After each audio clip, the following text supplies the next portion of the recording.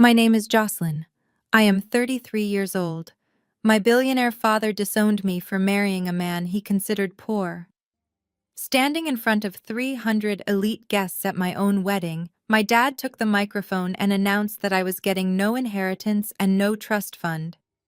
But instead of crying, my new husband smiled, looked my father right in the eye, and told him we did not need his money. 3 months later, my parents completely froze when they realized where my husband actually worked. Before I continue this story, let me know where you are watching from in the comments below. Hit like and subscribe if you have ever had to stand up to toxic family members who thought money could buy your obedience. Growing up in Chicago as the only daughter of the Vanguard Logistics empire meant my life was a series of calculated transactions. In my family, everything had a price tag, including love, loyalty, and basic respect. My father, Harrison, built his company from the ground up, and he demanded absolute control over every aspect of our lives. My mother, Beatrice, was his perfect counterpart, a woman who valued social standing and designer labels above all else. They expected me to be a quiet, compliant asset. They expected me to marry another corporate heir, merge our portfolios, and continue expanding the family wealth. Instead, I fell in love with Leo. Leo was brilliant, kind, and possessed a moral compass that my family could not comprehend. He worked at a local nonprofit organization, managing supply chains to distribute food and essential resources to underprivileged neighborhoods across the city. He drove an old sedan, lived in a modest apartment, and cared deeply about making a tangible difference in the world. I loved his passion, his integrity, and the way he made me feel completely seen. My father, however, hated him with a burning passion. He saw Leo as a financial liability and a personal insult to the Vanguard legacy. When I refused to break off the engagement, my parents decided to turn my wedding day into a public execution. The reception was held in the grand ballroom of the most exclusive hotel in the city. I had spent months meticulously planning every single detail of this wedding, foolishly believing that a beautiful ceremony might finally bridge the massive gap between my family and me. The tables were draped in imported silk linens, and a string quartet played softly in the background, creating an illusion of perfect harmony. The room was dripping in white orchids, crystal chandeliers, and gold accents. It looked like a fairy tale, but the tension in the air was thick and suffocating. I stood at the head table beside Leo. He wore a simple rented suit that he had carefully tailored himself. He looked incredibly handsome, but he was completely out of place among the sea of custom designer tuxedos, expensive silk gowns, and diamond necklaces. The room was packed with 300 guests. They were all wealthy investors, corporate board members, and high society elites. These were people who relied on my father for their own financial success, people who would never dare to cross him. The clinking of a silver spoon against a champagne glass brought the massive ballroom to a sudden halt. Harrison stood up. He was a tall, imposing man who commanded fear rather than respect in every room he entered. Without a word, my father aggressively snatched the microphone from the stand. The entire room fell perfectly silent. You could hear a pin drop. I expected a stiff, polite toast, perhaps a few forced words about wishing us well despite his disapproval. Instead, my father turned to face me and Leo, his expression twisted into a cruel, triumphant sneer. He tapped the microphone twice, the sharp sounds cutting through the tense atmosphere, and his voice boomed through the surrounding speakers. He did not welcome Leo to the family.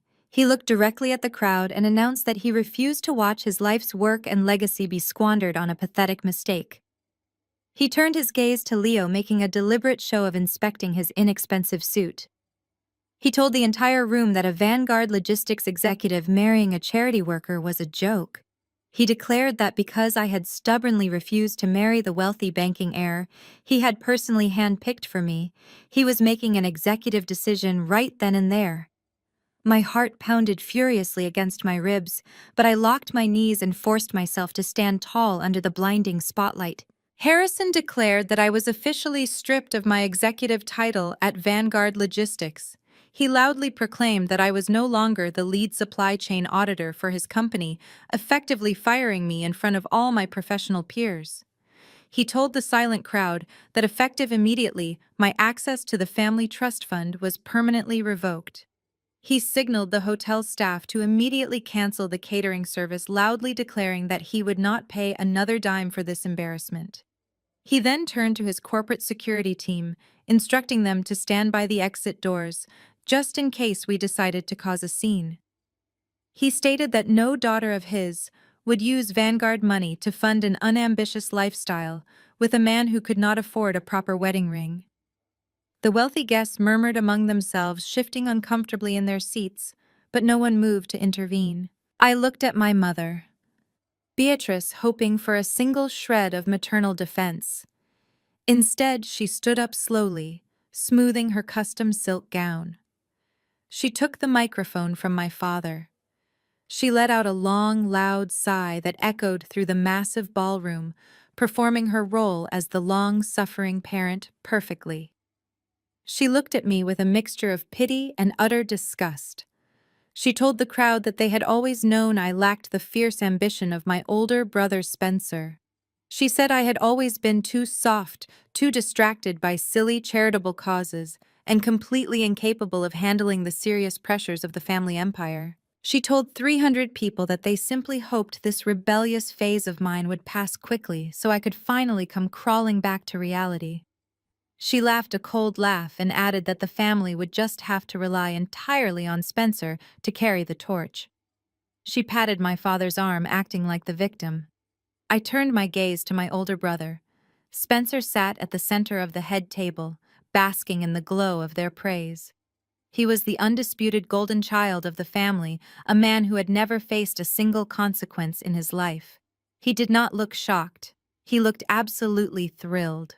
Spencer smirked at me, picked up his $5,000 glass of vintage champagne and raised it high in the air. It was a mock salute to my public humiliation. Growing up, Spencer had always stolen the credit for my hard work.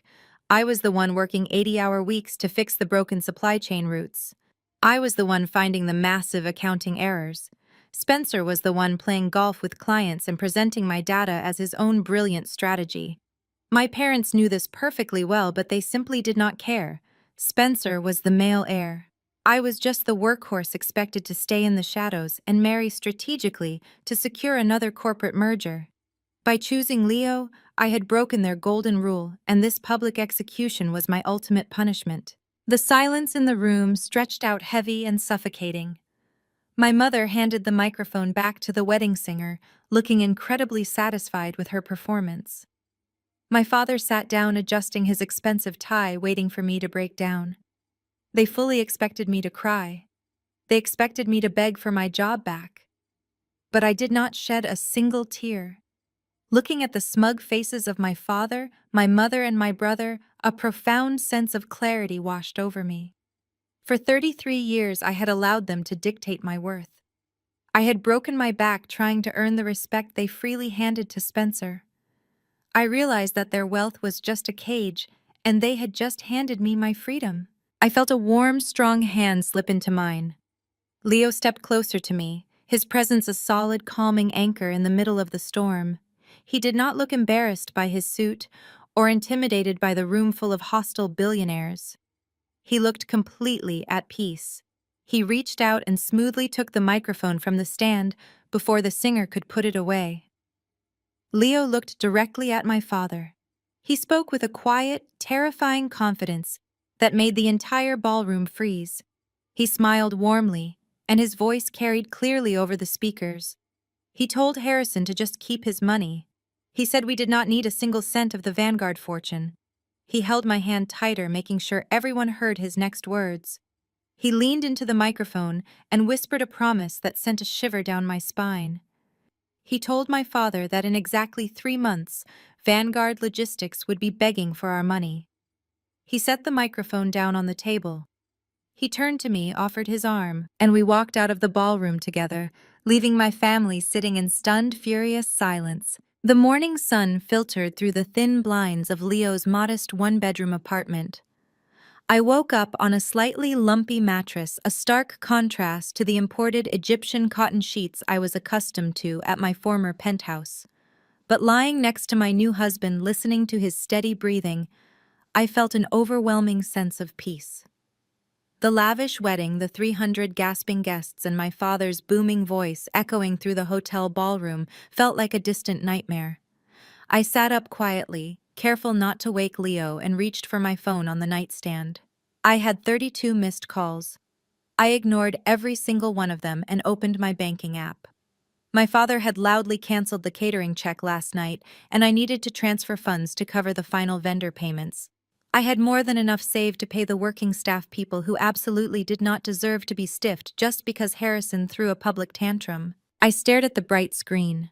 My heart completely stopped beating. The bold black numbers at the top of my primary checking account read 0. I assumed it was a glitch and refreshed the application, but the screen still displayed a devastating 0. Panic began to claw at my throat. I switched over to view my high-yield savings account. That specific account held the money I had been meticulously putting away from my independent consulting side jobs since I was 16 years old. It was my safety net. It was my freedom fund. It also read 0. A cold sweat broke out across my neck. This was not Vanguard Logistics corporate money. This was my personal hard-earned cash. I immediately dialed the emergency customer service number for my wealth management bank. After 20 agonizing minutes, a nervous bank representative answered the line. He verified my identity and pulled up my financial profile. He sounded deeply uncomfortable when he informed me that a complete asset freeze and transfer had been initiated at exactly 6 in the morning. I demanded to know how someone could possibly freeze my personal assets without my direct authorization or a court order. The representative explained the crushing reality. The accounts were originally opened as custodial accounts when I was a minor. Because I had never filed the specific paperwork to formally remove my father as the legal custodian after turning 18, Harrison still retained administrative privileges deep in the fine print. My father had ruthlessly exploited a malicious legal loophole. He used his billionaire status and his aggressive legal team to drain every single cent I owned before the bank even opened its doors to the public. He transferred my entire life savings into a Vanguard Logistics corporate holding account, citing a fabricated internal financial review designed solely to cut off my oxygen. Harrison wanted me completely destitute. He wanted me to panic. He wanted me crawling back to the family mansion by sunset, begging for my old life and my old job back. I ended the call and tossed my phone onto the blanket. I had exactly $12 in my wallet. I walked into the small kitchen to pour a glass of tap water and strategize, but my phone chimed from the bedroom with a cheerful text notification. I walked back and picked it up. The message was from my older brother Spencer.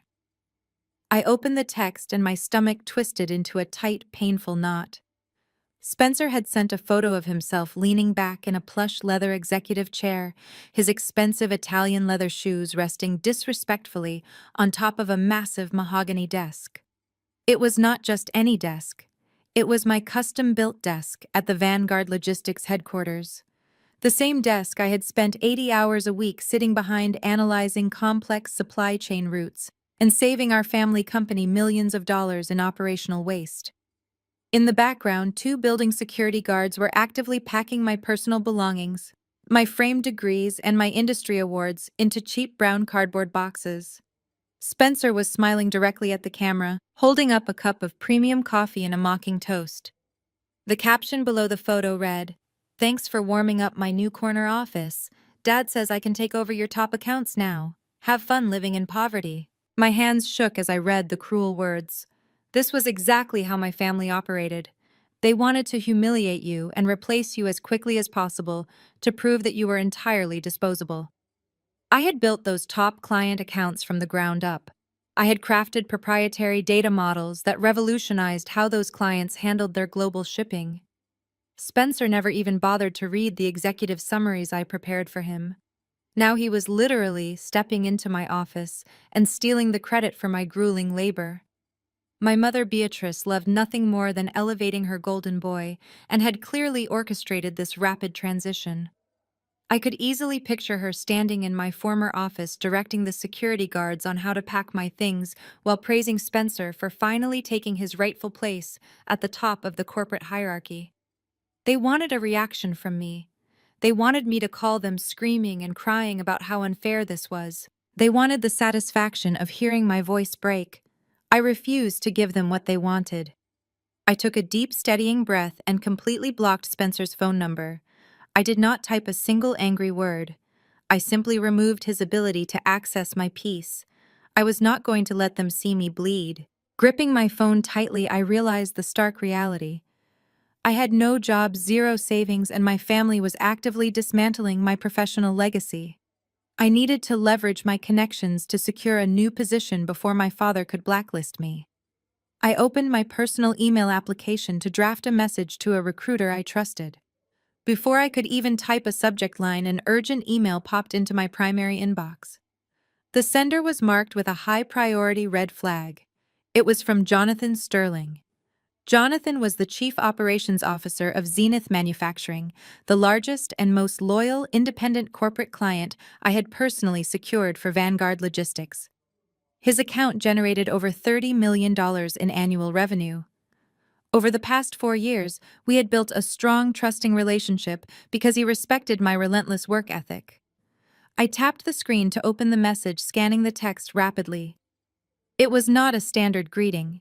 It was a frantic, highly confidential warning. Jonathan wrote that he was reaching out to my personal email address because he suspected my corporate account had been compromised. He warned me that Spencer had just contacted the Zenith Executive Board less than an hour ago. Spencer had aggressively attempted to pitch a massive new logistics contract to them. Jonathan explained that this was highly unusual, as I was their dedicated account manager. But that was not the worst part of the message. The real shock came in the second paragraph.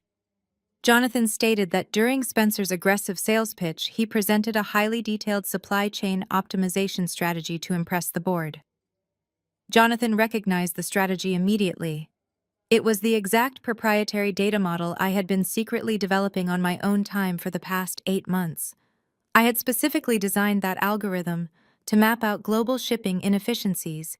It was my intellectual property, and I had intentionally kept it off the Vanguard corporate servers until it was fully completed and patented. I kept the only copies of those models on a secure encrypted flash drive that I always kept locked inside the bottom drawer of my custom mahogany desk. The very same desk Spencer had photographed his feet resting on earlier that morning. My brother had not just taken my corner office. He had actively picked the lock on my private desk drawer.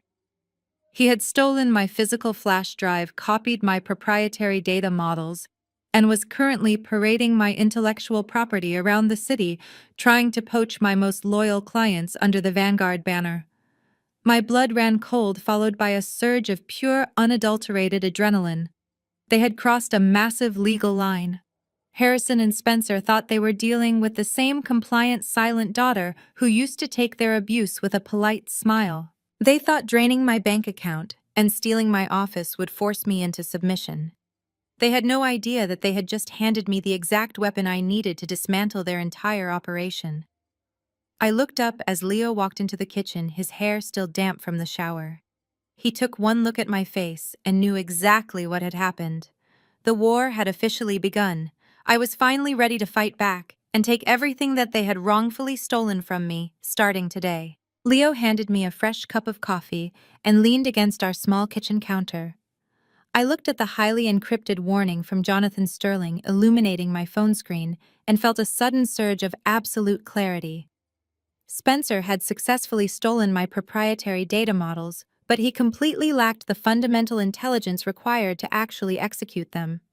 A complex forecasting algorithm is entirely useless if the person running it does not understand the underlying market variables.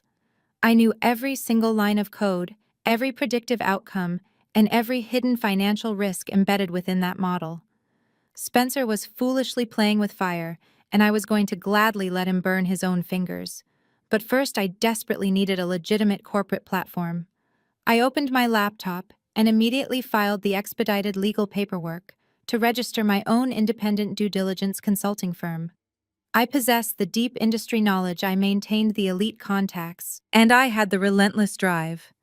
Jonathan was already waiting for me to send over a master service agreement to officially move Zenith Manufacturing away from Vanguard Logistics and directly under my newly formed company. However, securing a corporate client of that massive magnitude required a verified physical footprint. Zenith possessed incredibly strict vendor compliance policies. I could not legally process their highly sensitive corporate supply chain data from the kitchen table of a tiny residential apartment. I needed a secure commercial office space, and I needed to sign a lease by the end of the business day. I dressed in my sharpest tailored navy suit, grabbed my leather briefcase, and hit the pavement. Chicago is a sprawling metropolis filled with millions of square feet of available commercial real estate. I was not looking for a luxury suite or a high floor with a beautiful view. I just needed a modest, secure room with 4 walls, a solid internet connection, and a commercial address to pass the mandatory vendor compliance audit. My first stop was a brick building located in the South Loop. The space was small and smelled faintly of old paper, but it was absolutely perfect for my immediate needs. The property manager, a cheerful older man, shook my hand enthusiastically. He carefully reviewed my flawless credit history, my outstanding professional references, and the hefty cashier check I had secured by cashing out a small physical bond Leo had kept hidden in a safe. The manager smiled warmly, handed me a preliminary lease agreement, and told me he just needed to run a standard background check before handing over the brass keys. I walked out onto the bustling sidewalk, feeling a bright spark of triumph. I was finally taking control of my destiny. But my sweet victory lasted exactly 45 minutes. My cellular phone vibrated aggressively in my coat pocket as I walked toward a local coffee shop to review the lease terms. It was the cheerful property manager calling me back. His voice was no longer warm and welcoming. It was completely flat and laced with a distinct edge of nervous panic. He rapidly told me that my application had been flagged by his superiors and officially denied. When I firmly pressed him for a logical reason, pointing out my immaculate credit score and immediate proof of funds, he simply repeated that the building was no longer available for rent and abruptly hung up the phone. I stared at the dark screen in genuine confusion, but chalked it up to a bizarre administrative error. I immediately pivoted to my backup option. I took a train up to River North and met with a commercial broker who was showing a converted industrial warehouse space. The broker was incredibly eager to close the deal before the weekend. We walked through the open floor plan, discussed the utility terms, and shook hands. She pulled out her digital tablet to process the commercial application on the spot. I watched her type in my full legal name, Jocelyn Vanguard. She hit the submit button. Less than 10 seconds later, her tablet pinged with a loud priority notification. The broker read the flashing screen, and all the warm color completely drained from her face. She took a physical step backward away from me, as if I were carrying a highly contagious disease. She stammered out a frantic apology, grabbed her belongings, and practically ran out of the building, leaving me standing completely alone in the empty warehouse. A cold, sinking feeling began to spread deep in my chest. I refused to give up. I took a cab to the West Loop, intentionally targeting a rundown, slightly neglected office building that had been sitting vacant for several months. The desperate leasing agent practically begged me to sign the paperwork. I filled out the forms, handed them over, and watched him input my personal information into the regional commercial real estate database. The exact same thing happened. A bright red flag popped up on his monitor. The agent swallowed hard, looked at the glowing screen, and then looked directly at me with genuine pity. He quietly explained that a highly confidential directive had just been issued across the entire Chicago commercial real estate network. My vindictive father, Harrison Vanguard, had personally leveraged his billionaire influence and his massive portfolio of property investments to universally blacklist my name. Any landlord, broker, or management company that dared to lease a single square foot of space to me would immediately lose all of their lucrative shipping contracts with Vanguard Logistics. My father had effectively banned me from renting an office in my own city. He was using his colossal wealth to suffocate my new business before it could even draw its first breath. I walked out of the dilapidated building and stood on the freezing windswept sidewalk. The sheer magnitude of my father's financial power felt like a heavy physical weight pressing down on my shoulders. He was not just trying to teach me a harsh lesson. He was actively trying to completely erase my professional existence. Just as I was pulling my wool coat tighter against the biting Chicago wind, my phone began to ring loudly. The caller identification displayed an unknown number, but I knew exactly who was on the other end of the line. I answered the call and pressed the phone to my freezing ear. Spencer's arrogant, mocking laughter poured out of the small speaker. He did not bother saying a polite hello. He simply asked me how the commercial real estate hunt was going today. He gloated that he had been sitting comfortably in my old corner office, watching the regional database alerts light up every single time a desperate broker tried to run my name through the system. He told me I looked incredibly pathetic, wandering the city streets in the freezing cold, desperately begging strangers for a cheap desk. I kept my voice perfectly level and told him that stealing my proprietary data models would not save his failing reputation. I warned him that he had absolutely no idea how to properly interpret the predictive algorithms and that he was going to completely destroy the Zenith manufacturing account if he tried to blindly implement them. Spencer scoffed loudly, completely unbothered by my accurate warning. He casually reminded me of our competitive time together at the university. He asked me if I remembered our sophomore year. I remembered it perfectly well. I had spent 3 grueling months researching, writing, and meticulously editing a comprehensive macroeconomics thesis. It was brilliant original academic work. 2 days before the final deadline, Spencer had snuck into my dorm room, copied the digital file from my personal computer, and submitted it to the professor under his own name. When I discovered the blatant theft and tried to report him to the academic disciplinary board, my father swiftly intervened. Harrison paid the university dean a massive undisclosed sum of money to look the other way and bury the scandal. Spencer received an A for my hard work, and I was wrongfully forced to rewrite an entirely new thesis from scratch in 48 hours just to pass the required class. Spencer's voice dripped with toxic condescension as he recalled the painful memory. He boasted that the mighty Vanguard family name will always override my hard work. He told me that raw talent and sharp intelligence meant absolutely nothing in the real world, compared to inherited unchecked power. He laughed again and said that I could keep fighting all I wanted, but I would never secure an office.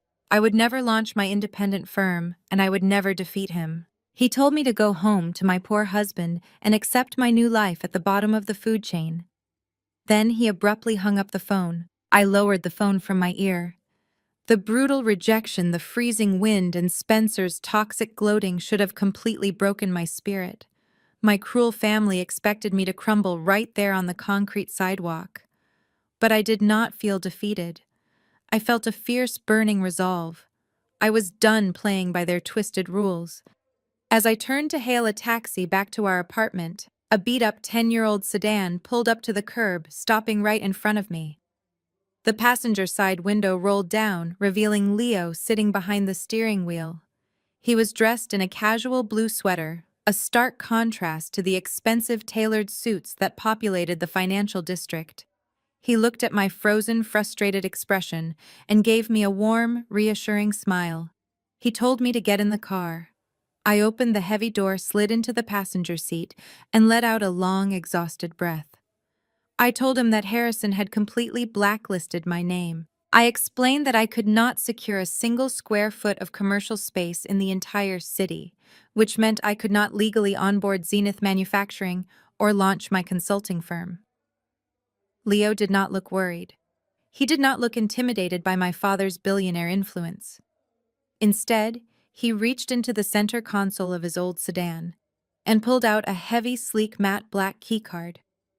The card was unmarked, completely devoid of any corporate branding, but it felt substantial in my hand. Leo put the car in drive and navigated through the heavy downtown traffic. He did not head toward our modest apartment on the outskirts of the city. Instead, he drove straight into the heart of the Chicago Financial District, an area dominated by massive global conglomerates and towering glass skyscrapers.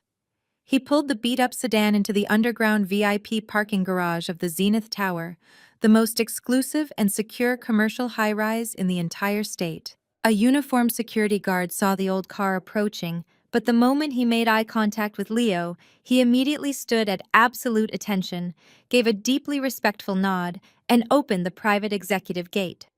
Leo parked the car, walked me to a private glass-walled elevator, and swiped the matte black keycard over the glowing sensor. The elevator shot up past the standard corporate floors, bypassing the regular business suites, and did not stop until it reached the very top of the building. The sleek metal doors glided open with a soft melodic chime. Leo gently placed his warm hand on the small of my back and guided me out of the elevator. I stepped onto polished marble floors and found myself standing inside a breathtaking multi-million-dollar penthouse office suite. The space was massive, surrounded by floor-to-ceiling glass windows that offered a stunning, unobstructed panoramic view of Lake Michigan and the sprawling city skyline below. The immaculate office was fully furnished with modern, high-end executive desks, state-of-the-art conference rooms, and secure server mainframes. It was a corporate fortress, a space far more luxurious and powerful than my father's own executive boardroom at Vanguard Logistics. I was completely speechless, staring at the sheer wealth and prestige of the penthouse. Leo walked over to the largest corner office, opened the heavy glass door, and turned to look at me. His expression was calm, gentle, and filled with absolute certainty. He smiled warmly and said his nonprofit board had some completely unused space that they wanted to share. It is yours. The morning sun poured through the floor-to-ceiling glass windows of my new penthouse office in the Zenith Tower. For the first time in days, I felt a profound sense of control. Leo had given me the ultimate sanctuary, a fortress where my father's money could not touch me. I spent the early hours setting up my secure servers, migrating my encrypted data models, and preparing to launch my independent firm. The silence of the massive suite was broken by the sharp ringing of my cell phone. The caller identification displayed my mother's name. Beatrice Vanguard rarely made personal phone calls unless she was orchestrating a social event or delivering a specific mandate from my father. I stared at the glowing screen, fully aware that answering it would invite her toxicity into my new sanctuary. But I also knew that ignoring her would only delay the inevitable confrontation. I swiped to accept the call and held the phone to my ear, waiting for her to speak first. Beatrice's voice floated through the speaker, dripping with artificial sweetness. She did not ask how I was doing. She did not ask if I had a place to live after my father froze my personal bank accounts. Instead, she cheerfully suggested that we meet for lunch. She claimed that the wedding drama had been a terrible misunderstanding, a product of high emotions and stubborn pride. She told me that she wanted to make peace, to sit down as mother and daughter, and find a reasonable path forward. She named an exclusive, incredibly expensive French bistro, located just 3 blocks away in the financial district, and told me she would be waiting at our usual table. I knew it was a trap. My mother never played the peacemaker unless she was holding a loaded weapon behind her back. But I agreed to meet her. I needed to look her directly in the eye and show her that I was not the terrified, broken girl they expected me to be. The restaurant was a hub for Chicago's ultra-wealthy elite. The air smelled of truffles, expensive perfume, and old money. I walked past the velvet ropes, ignoring the judgmental whispers of several society women who had attended my disastrous wedding reception just days prior. I found Beatrice sitting in a secluded corner booth, sipping a glass of vintage champagne. She wore a pristine white designer suit and her signature diamond tennis bracelet. She looked absolutely perfect, completely unbothered by the fact that she had recently watched her husband publicly disown her only daughter. I sat down across from her, keeping my posture rigid and my expression entirely neutral. Beatrice smiled warmly, signaling the waiter to pour me a glass of sparkling water. She began the conversation with meaningless pleasantries. She talked about the lovely weather, a recent charity gala she had hosted, and how much she missed having my organizational skills at the family mansion. It was a masterclass in psychological manipulation. She was deliberately trying to disarm me, wrapping her underlying cruelty in a thick layer of maternal charm.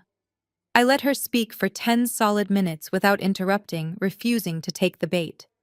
I finally leaned forward, rested my hands on the crisp white tablecloth, and asked her directly why she had really called me here. The fake maternal warmth vanished from her face instantly. Her smile dropped, revealing the cold, calculating woman underneath. Beatrice reached down into her designer handbag and pulled out a thick, heavy legal document bound in a navy blue folder. She slid it across the table, the expensive paper making a soft scraping sound against the linen. She told me that Harrison was a very generous man, a father who believed in second chances despite my massive betrayals. She explained that they were willing to forgive my embarrassing marriage to Leo and welcome me back into the Vanguard corporate family. All I had to do was sign the contract sitting in front of me. I opened the navy blue folder and began reading the primary terms of the agreement. It was not a peace offering, it was a formal declaration of slavery. The contract outlined a brand new position for me at Vanguard Logistics. I was not being offered my old role as the lead supply chain auditor. I was being offered a position as the junior administrative assistant to the vice president of operations, Spencer's administrative assistant. My parents wanted me to return to the company to fetch coffee, schedule tea times, and organize files for the brother who had just stolen my corner office and my proprietary data models. I kept reading, my disgust growing with every single line. The compensation package was set to absolute minimum wage. The contract explicitly stated that I would be permanently stripped of all executive benefits, health insurance, and corporate stock options. Furthermore, it included a strict non-disclosure agreement and a non-compete clause that would legally bind me to Vanguard Logistics for the next 20 years. If I signed this document, I would effectively be signing away my entire professional future to become Spencer's personal servant.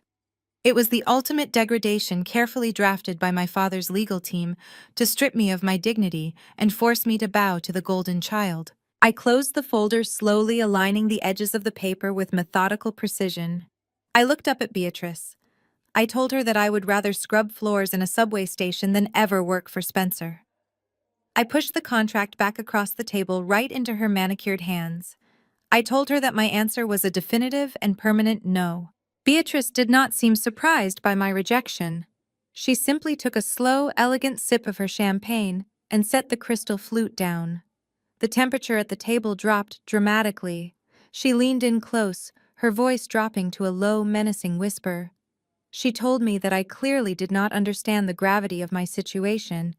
She stated that this degrading contract was not a simple job offer. It was a lifeline, and if I refused to take it, I was going to drown. My mother laid out the reality of my father's retaliation.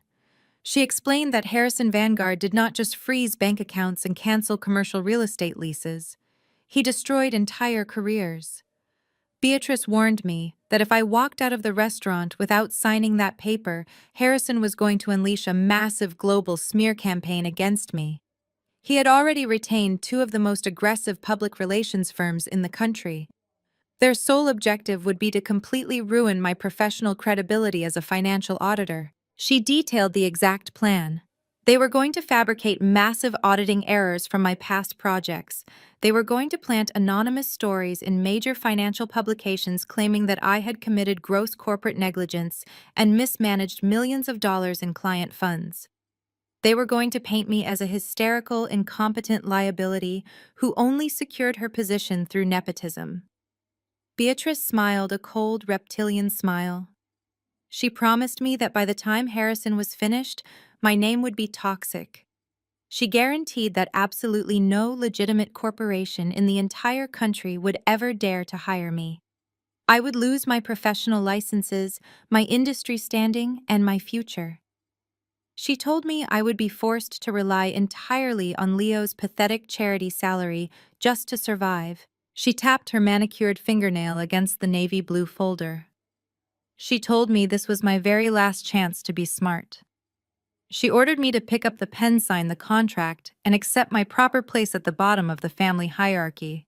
I sat perfectly still, absorbing the sheer magnitude of their malice. They genuinely believed that fear would force my hand. They thought the threat of professional ruin would break my spirit. But they had drastically underestimated my preparation. I did not flinch. I did not raise my voice. I calmly reached into my own leather briefcase and pulled out a crisp, heavy document of my own. It was not a minimum wage offer. It was a fully executed, legally binding service agreement. I slid my document across the table, mirroring my mother's earlier gesture. I told Beatrice that I would not be needing her administrative assistant position. I explained that I had officially launched my independent consulting firm that very morning from a secure penthouse office suite in the Zenith Tower. I watched her eyes narrow as she read the bold header on the first page of my contract. I proudly informed her that I had just secured my very first independent client. It was a massive, highly lucrative, exclusive audit contract with Meridian Freight. Meridian Freight was a struggling but historically vital supply chain company that controlled a significant portion of the Midwest distribution routes. They had been hemorrhaging money for years due to terrible management, but their core infrastructure was a gold mine. I told Beatrice that the Meridian Executive Board had hired me to completely restructure their operations, utilize my proprietary data models, and save their company from bankruptcy. The retainer fee alone was enough to fully fund my new business for the next 3 years. I smiled a genuine, powerful smile. I told my mother that my career was not over. It was just beginning, and neither she nor Harrison could do a single thing to stop me. I expected Beatrice to explode with rage. I expected her to snatch the contract, tear it to pieces, and storm out of the restaurant. But she did not do any of those things. Instead, Beatrice looked down at the Meridian Freight contract, and a slow, dark amusement spread across her face. She covered her mouth with her hand and began to laugh. It was not a polite chuckle. It was a deep, genuine belly laugh that drew the attention of the surrounding tables. She laughed until tears pricked the corners of her eyes. She finally caught her breath, wiped her cheek with a linen napkin, and looked at me with an expression of pure, unadulterated triumph. She slid my contract back toward me, shaking her head as if I were a foolish child presenting a meaningless drawing. Beatrice smiled, her eyes glittering with malice. She told me it was such a funny coincidence that I had chosen that specific company. She leaned across the table, her voice dripping with venomous joy. She informed me that Vanguard Logistics had executed a highly aggressive hostile acquisition just this morning. She stated that Spencer had convinced my father to completely buy out Meridian Freight. She delivered the final crushing blow without a single ounce of mercy. Vanguard Logistics now owned Meridian Freight, and their very first executive action was to permanently terminate my independent contract. Beatrice's laughter echoed sharply against the elegant acoustic panels of the exclusive French bistro. She was not bluffing. She looked at me with the supreme, terrifying confidence of a woman who firmly believed money could successfully manipulate the basic laws of physics. She took another slow, deliberate sip of her vintage champagne and proudly detailed exactly how my father had executed his brutal maneuver. Less than 2 hours after I walked out of that miserable luncheon, Vanguard Logistics issued a massive, highly aggressive press release to every major financial news outlet in the country. The bold headline dominated the afternoon business cycles and sent a massive shockwave through the entire corporate sector. Vanguard Logistics acquires Meridian Freight in aggressive multi-million-dollar buyout. My father had moved with terrifying, unprecedented speed. He leveraged his limitless capital and his vicious legal team to swallow an entire supply chain company whole. He spent tens of millions of dollars to acquire a struggling corporate entity simply to sever my singular independent contract. It was a staggering display of financial brute force intentionally designed to send a chilling message to the rest of the industry. Anyone who dared to hire Jocelyn Vanguard would immediately become a prime target for a hostile corporate takeover. Harrison wanted the world to know that my professional independence was a direct threat to his empire, and he would spare absolutely no expense to crush it entirely. To rub salt into this fresh wound, My father placed Spencer directly in charge of the entire corporate transition. My brother wasted no time celebrating his unearned manufactured victory. By the following evening, Spencer had completely transformed the main lobby of the Meridian Freight headquarters into a lavish corporate nightclub. He spared no expense using company funds to hire a premium open bar, an extravagant catering team, and a live jazz band. He invited hundreds of Vanguard executives, local politicians, and industry elites to witness his supposed brilliance. Spencer paraded around the room with a crystal glass of expensive scotch in his hand. He boasted loudly to anyone who would listen about how he had personally identified the Meridian acquisition as a strategic masterstroke. He claimed he was rapidly expanding the Vanguard empire while simultaneously teaching his naive little sister a harsh lesson about how the real world actually operated. My former colleagues clapped him on the back, praising his aggressive business acumen. They were completely unaware that he had stolen my proprietary data models just days prior to falsely justify this massive purchase to our father. I had no intention of attending Spencer's grotesque celebration. However, I had a strict legal obligation to fulfill. My abruptly cancelled consulting contract with Meridian Freight contained a standard retrieval clause. I was required to physically collect my hard copy audit files, initial operational assessments, and secure encrypted hard drives from their executive records room. I had to legally secure my intellectual property before the building officially transferred over to total Vanguard control at midnight. I chose to handle this deeply uncomfortable errand personally. I dressed in a sharp, charcoal-tailored suit, pinned my hair back into a tight bun, and drove my car to the Meridian headquarters. I pushed through the heavy glass doors and stepped directly into the chaotic epicenter of Spencer's victory party. The visual contrast was incredibly jarring. The faded lobby of the struggling freight company was now draped in expensive silk banners bearing the gold Vanguard corporate logo. It was a sickening display of inherited wealth pasted over a business that had been practically bankrupt 24 hours ago. The thumping bass of the live band rattled the glass walls and made the floor vibrate beneath my leather boots. Waiters in crisp white shirts circulated quickly through the dense crowd, carrying silver trays loaded with beluga caviar and imported vintage champagne. I ignored the shocked stares and hushed whispers of the corporate executives, who immediately recognized my face. I kept my posture completely rigid, my shoulders pulled back and my eyes locked straight ahead. I walked directly toward the main reception desk to politely request access to my secure files. I barely had time to state my name to the nervous receptionist before a loud, mocking voice echoed across the marble floor. Spencer pushed his way roughly through a crowd of admiring executives. His face was deeply flushed with alcohol and arrogant triumph. He held his arms out wide, gesturing toward me, like I was a tragic comedy act hired specifically for his evening entertainment. He shouted over the loud music, demanding that everyone give a warm round of applause to the absolute greatest failure of the Vanguard family. The live music abruptly stopped. Hundreds of eyes turned to watch the spectacle unfold. Spencer swaggered over to the reception desk, deliberately invading my personal space. He looked me up and down with utter contempt, his lips curled into a vicious sneer.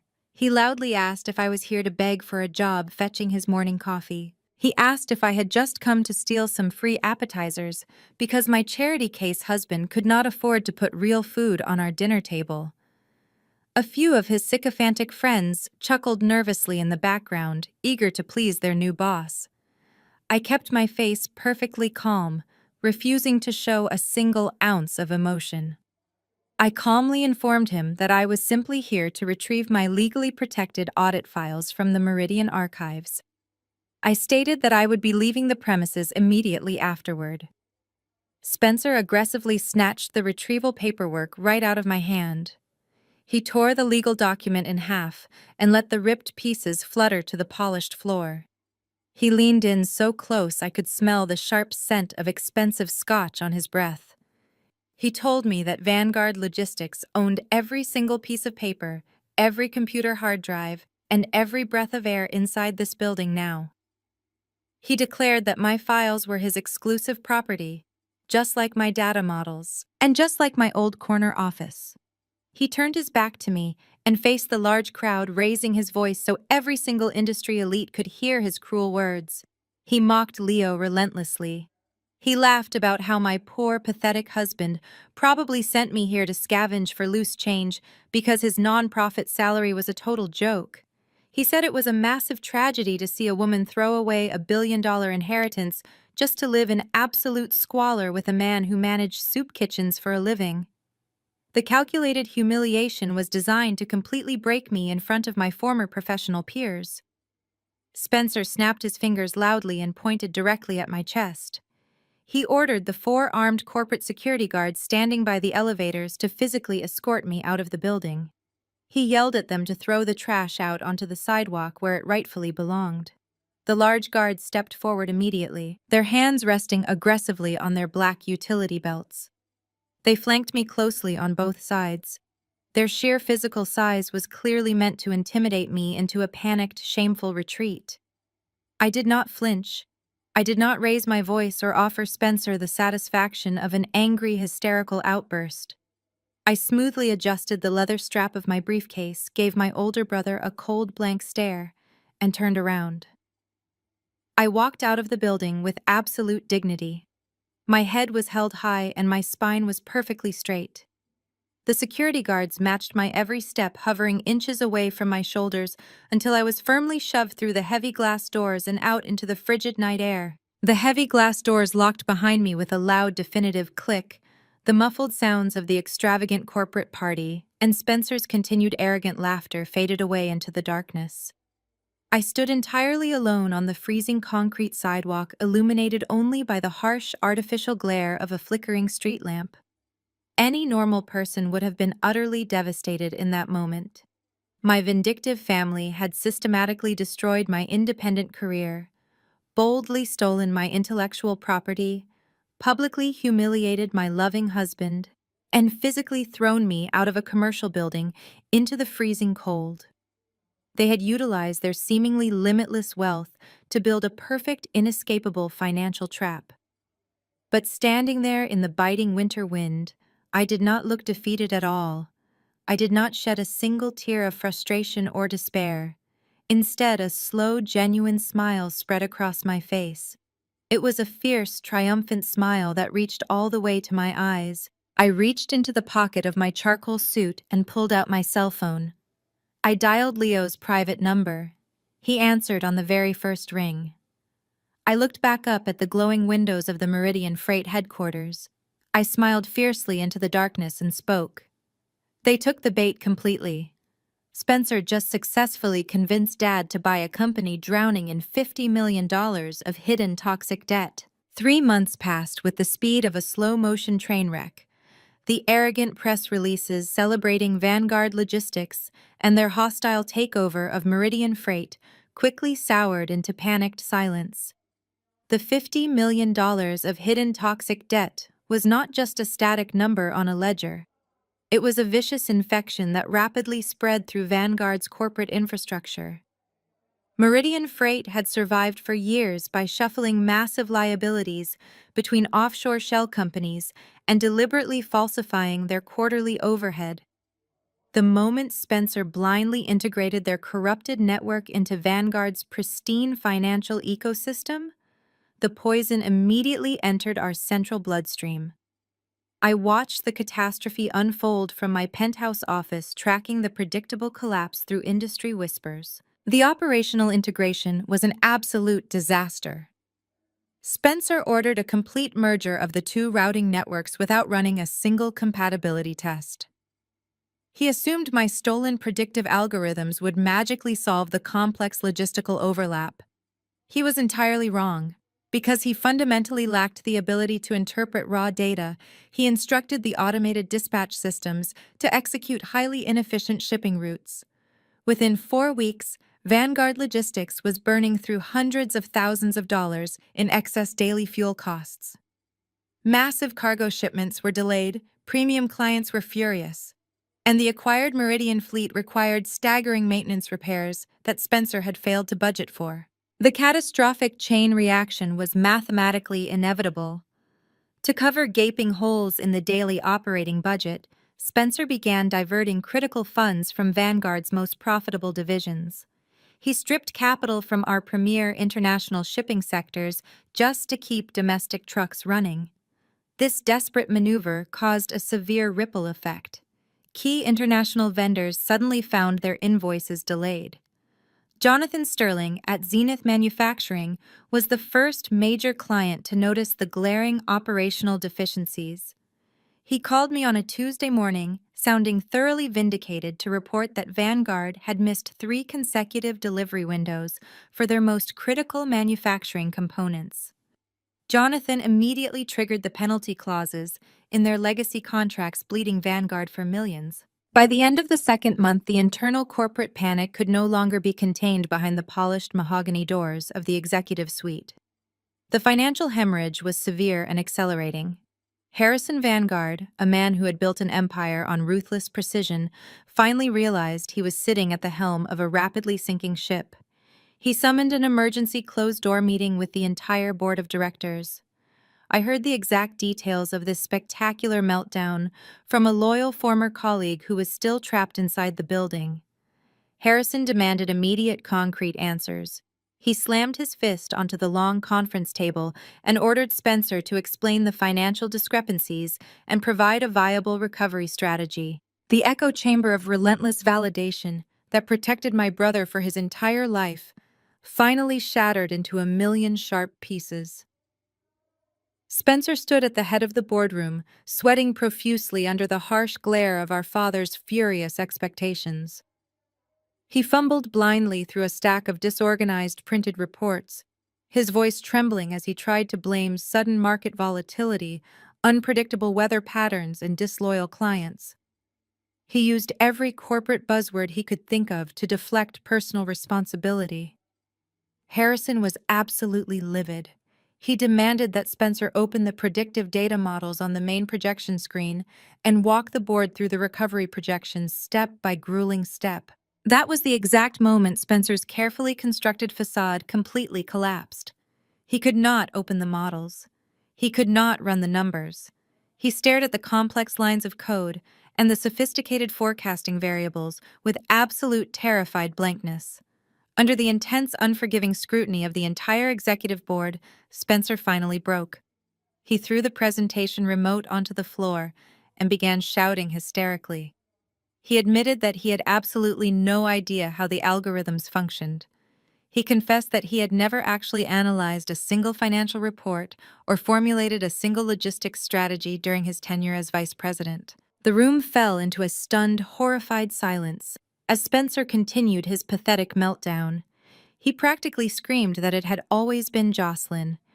He confessed that I had been doing every single piece of his work for years, covering his massive mistakes, managing his top client accounts, and generating the strategies that kept his department afloat.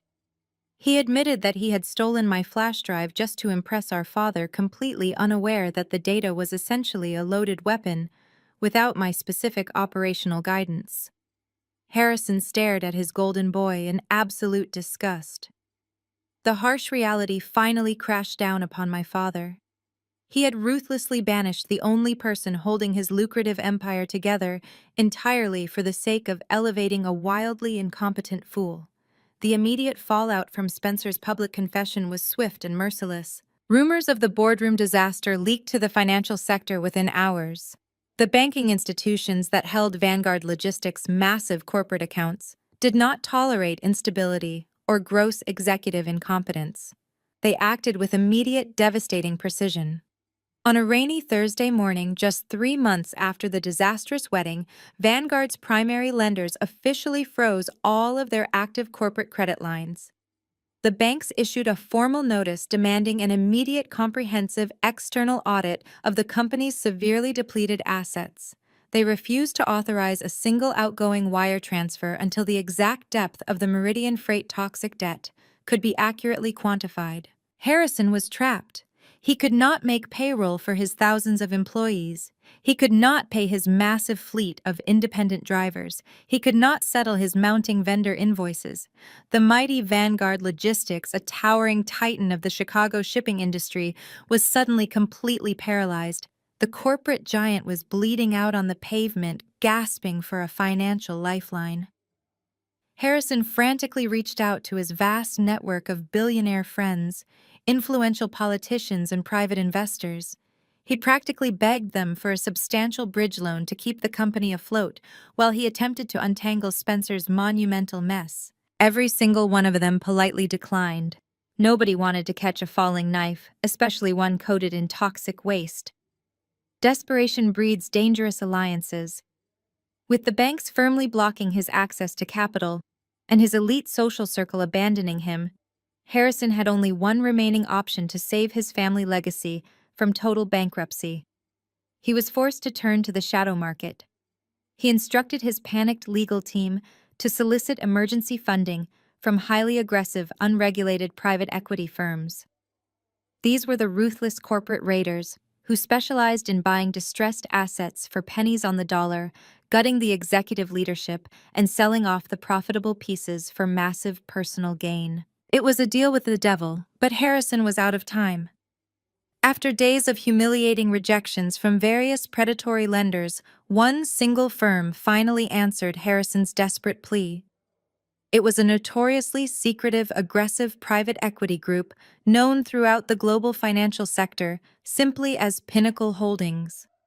They were feared for their absolute ruthlessness and their brilliant cold-blooded acquisition strategies. Pinnacle Holdings did not negotiate. They dictated terms. They offered Vanguard Logistics a massive cash injection enough to unfreeze the credit lines and satisfy the angry lenders. However, their proposed terms were borderline extortionate. They demanded a significant equity stake in the company, complete restructuring authority, and total oversight of all future executive decisions. Harrison was deeply enraged by the disrespectful, heavy-handed terms, but he had absolutely no leverage. He was staring down the barrel of total corporate annihilation. He scheduled a mandatory final executive review of the Pinnacle Holdings contract for Friday evening. He planned to sign away a massive portion of his precious family empire simply to survive the weekend. He believed he was dealing with a faceless offshore entity that cared only about profit margins and ruthless efficiency. He had absolutely no idea who was truly pulling the strings from behind the impenetrable curtain of Pinnacle Holdings. While Harrison paced frantically in his dark, silent boardroom preparing to surrender his legacy to ruthless corporate raiders, I was sitting comfortably in my warm, brightly lit kitchen. I was sipping a cup of premium herbal tea and reviewing a stack of highly profitable audit contracts for my new clients. The Zenith Manufacturing account was thriving under my direct supervision, and my independent firm was rapidly expanding. I felt a profound sense of peace. The universe was finally correcting the massive imbalance that had plagued my entire existence. I did not need to lift a single finger to destroy my family. They had done the job perfectly themselves. Leo walked into the kitchen carrying 2 plates of freshly prepared dinner. He was wearing his usual comfortable gray sweater and faded denim jeans. He looked exactly like the humble gentleman my family had so viciously mocked and dismissed. He set the plates down on the kitchen island and walked around to stand behind my chair. He gently placed his warm hands on my shoulders and leaned down to kiss the top of my head. I leaned back into his solid embrace, feeling incredibly lucky to have found a man who valued my intelligence and supported my independence without a single ounce of fragile ego or toxic insecurity. I turned my head to look at him, smiling warmly as he reached across the table to pour us both a glass of red wine.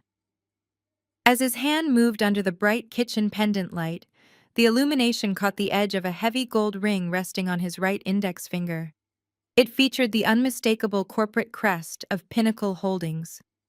He smiled at me knowingly. I stared at the heavy gold signet ring on Leo's right index finger, the intricate crest of Pinnacle Holdings glinting brightly under the warm kitchen pendant light. My breath hitched in my throat as the sheer magnitude of the revelation washed over me. The man I had married, the gentle soul who spent his weekends organizing community food drives and wearing faded denim, was not a struggling, humble charity manager. He was the phantom architect behind the most ruthless, private equity firm in the global financial sector. Leo took a slow, deliberate sip of his red wine and let out a quiet, rumbling chuckle. He explained that his dedicated charity work was entirely genuine, a personal passion project funded entirely by his own massive corporate wealth. He had built Pinnacle Holdings from the ground up over a decade ago, structuring it to operate autonomously through a network of trusted executive proxies, while he maintained absolute controlling interest from the shadows. He preferred the quiet anonymity of the philanthropic world, far away from the toxic, ego-fueled posturing of the corporate elite. But when my family decided to systematically destroy my life, Leo decided it was time to finally leverage his hidden empire. He calmly told me that Harrison had been frantically calling Pinnacle Holdings all week long, practically begging the proxy directors for a financial lifeline to save Vanguard Logistics from total annihilation. My father was entirely willing to sign away his beloved company, completely unaware that he was surrendering it directly to the very son-in-law he had so viciously mocked and degraded. We spent the rest of the evening discussing our final strategy. The annual Chicago Philanthropic Summit was scheduled for Saturday night. It was the most exclusive high-security charity gala of the entire year, populated entirely by billionaires, politicians, and industry titans. Leo knew for an absolute fact that Harrison had pulled every single string he had left to secure 3 tickets for himself, Beatrice, and Spencer. My father was operating under the desperate, misguided belief that the elusive CEO of Pinnacle Holdings would be attending the gala, and he planned to corner him in person to beg for mercy. Leo smiled, his eyes flashing with a sharp, protective intensity.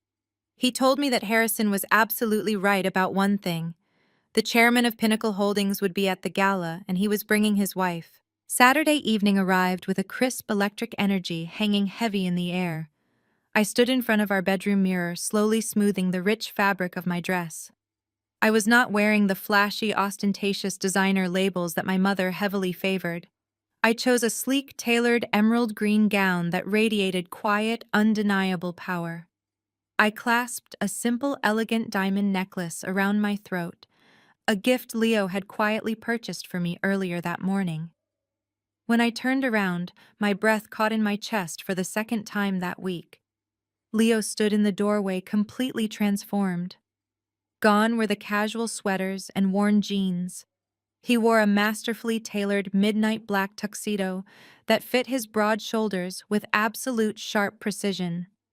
The heavy gold Pinnacle signet ring rested securely on his finger. He exuded an aura of absolute terrifying authority. He was no longer the humble community organizer. He was the apex predator of the financial world, and he was finally ready to hunt. He offered me his arm, his expression perfectly calm, but laced with a dangerous promise. We walked out of our apartment and stepped into the waiting armored town car. The charity gala was held at the Field Museum. The massive marble halls completely transformed into a breathtaking display of excessive wealth. Towering floral arrangements made of rare white orchids flanked the grand staircases. Waiters in immaculate tailcoats circulated seamlessly through the dense crowd of socialites carrying silver trays loaded with vintage champagne and imported caviar. The air hummed with the delicate sound of a live string quartet and the low, urgent murmur of corporate networking.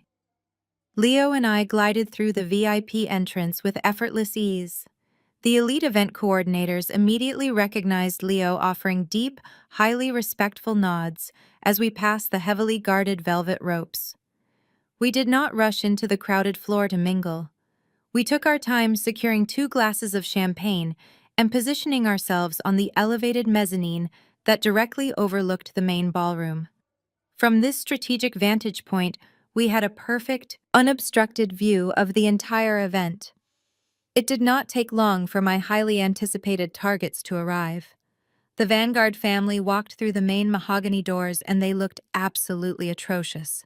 Harrison Vanguard, a man who usually commanded any room he entered with terrifying arrogance, looked visibly aged and entirely exhausted. His incredibly expensive tuxedo seemed to hang loosely on his thinning frame, his face drawn and pale with immense financial stress. He was sweating profusely, his eyes darting frantically around the crowded ballroom like a cornered animal desperately searching for an escape route. Spencer trailed closely behind him, clutching a thick glass of bourbon like a physical lifeline. The golden boy looked completely shattered. His usual arrogant swagger had been entirely replaced by a nervous, twitchy paranoia. He knew he had entirely personally destroyed the family legacy, and the crushing weight of his monumental incompetence was physically breaking him. Beatrice marched rigidly between them, her jaw set in a terrifying line of pure denial. She was wearing an overly elaborate, heavily beaded silver gown that screamed for attention, desperately trying to project an illusion of perfect stability to the watching society columnists. They were a pathetic sinking ship desperately trying to bail water, while the entire industry eagerly watched them drown. I watched with cold detachment as Harrison aggressively cornered several prominent investment bankers near the massive ice sculpture, practically begging them for a brief introduction to the Pinnacle Holdings proxy representatives. The bankers offered tight, uncomfortable smiles and quickly stepped away, treating my father like a dangerous, contagious liability. Beatrice stood off to the side, scanning the elevated mezzanine with her sharp, predatory gaze. Suddenly her eyes locked directly onto mine. I saw the immediate visceral shock register on her face, swiftly followed by a surge of pure, unadulterated revulsion. She grabbed Spencer's arm, her manicured nails digging harshly into his tuxedo jacket, and pointed aggressively up at the balcony. Spencer squinted through the sparkling crowd, saw me standing beside Leo, and his face contorted with utter disbelief. Beatrice did not hesitate. She whispered something furious to Harrison, grabbed her heavy silver skirts, and began marching rapidly toward the grand staircase.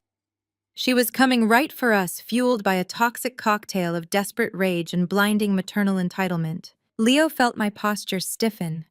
He calmly placed his hand over mine and smiled, his gaze locked on the approaching storm. Beatrice crested the top of the stairs, her face flushed dark red with unhinged fury. Harrison and Spencer quickly flanked her, looking equally enraged and thoroughly humiliated. Beatrice did not bother lowering her voice. She marched up to us and loudly demanded to know how I managed to sneak into this highly exclusive event. She sneered at my dress, calling it a cheap imitation of high society fashion. She turned her venomous gaze to Leo, looking him up and down with absolute disgust. She loudly mocked him, asking if he had to steal a tuxedo from a dead man at his soup kitchen just to play dress-up for the evening. Spencer chimed in, his voice slurring slightly from the bourbon. He laughed harshly, calling me a complete embarrassment to the Vanguard name. He demanded we turn around and walk out the service doors before we ruined their incredibly important business networking. Harrison glared at me with cold eyes, ordering me to stop humiliating the family and leave immediately. I took a slow sip of my champagne, completely unbothered by their toxic verbal barrage. I looked directly into my mother's eyes and calmly informed her that we were officially invited guests and we had absolutely no intention of leaving. Beatrice let out a sharp, mocking bark of laughter. She told me I was a delusional liar. She stated that tickets to this specific VIP section cost $50,000 each. She declared that she was not going to let a disgraced daughter and a charity worker ruin her final chance to save Vanguard Logistics. Her voice rose to a pitch as she frantically waved her hand aggressively, signaling the elite event security team near the balcony doors. She pointed directly at Leo and me, demanding that the guards immediately remove the unwanted trash from the private VIP section. The head of security quickly approached, but instead of grabbing Leo, he stopped, stood at rigid attention, and bowed deeply. "My apologies for the disturbance, Mr. Chairman," the guard said to Leo before forcibly ejecting a screaming Beatrice from the VIP section. Beatrice's shrill protests echoed through the cavernous marble halls of the Field Museum, growing fainter as the elite security team physically dragged her out the service exit. Harrison and Spencer stood paralyzed on the mezzanine. Harrison stared at Leo in absolute dread. The man he had relentlessly mocked, the man he had dismissed as a pathetic charity worker, was the undisputed chairman of Pinnacle Holdings. He was the apex predator, holding the only existing lifeline for Vanguard Logistics. He simply adjusted his cuffs, gave my father a single dismissive nod, and turned his back. The absolute silence from Leo was infinitely more devastating than any shouted insult. Harrison finally broke. He grabbed Spencer by the collar, practically dragging his trembling son down the grand staircase. They fled the charity gala in absolute disgrace. The weekend offered no sanctuary for the Vanguard empire. With the Pinnacle Holdings bailout now officially dead, Harrison's reality became incredibly bleak. By Monday morning, Vanguard Logistics was officially running on fumes. Harrison had less than 48 hours before he defaulted on thousands of independent contractor invoices. If those drivers did not receive their weekly pay, the entire Vanguard fleet would halt across the country. The resulting supply chain collapse would trigger federal intervention and immediate unrecoverable bankruptcy. My father was backed into a corner, and a cornered animal is incredibly dangerous. He abandoned all logic, ignored every ethical boundary he had ever claimed to uphold, and descended into pure, desperate criminality. Late Sunday night, Harrison locked himself inside the executive suite with Spencer. He knew my independent firm was rapidly acquiring Vanguard's bleeding client base. He knew I had successfully secured massive contracts with Zenith Manufacturing and several other global titans. My firm was flush with the exact liquid capital that Vanguard desperately needed to survive the week.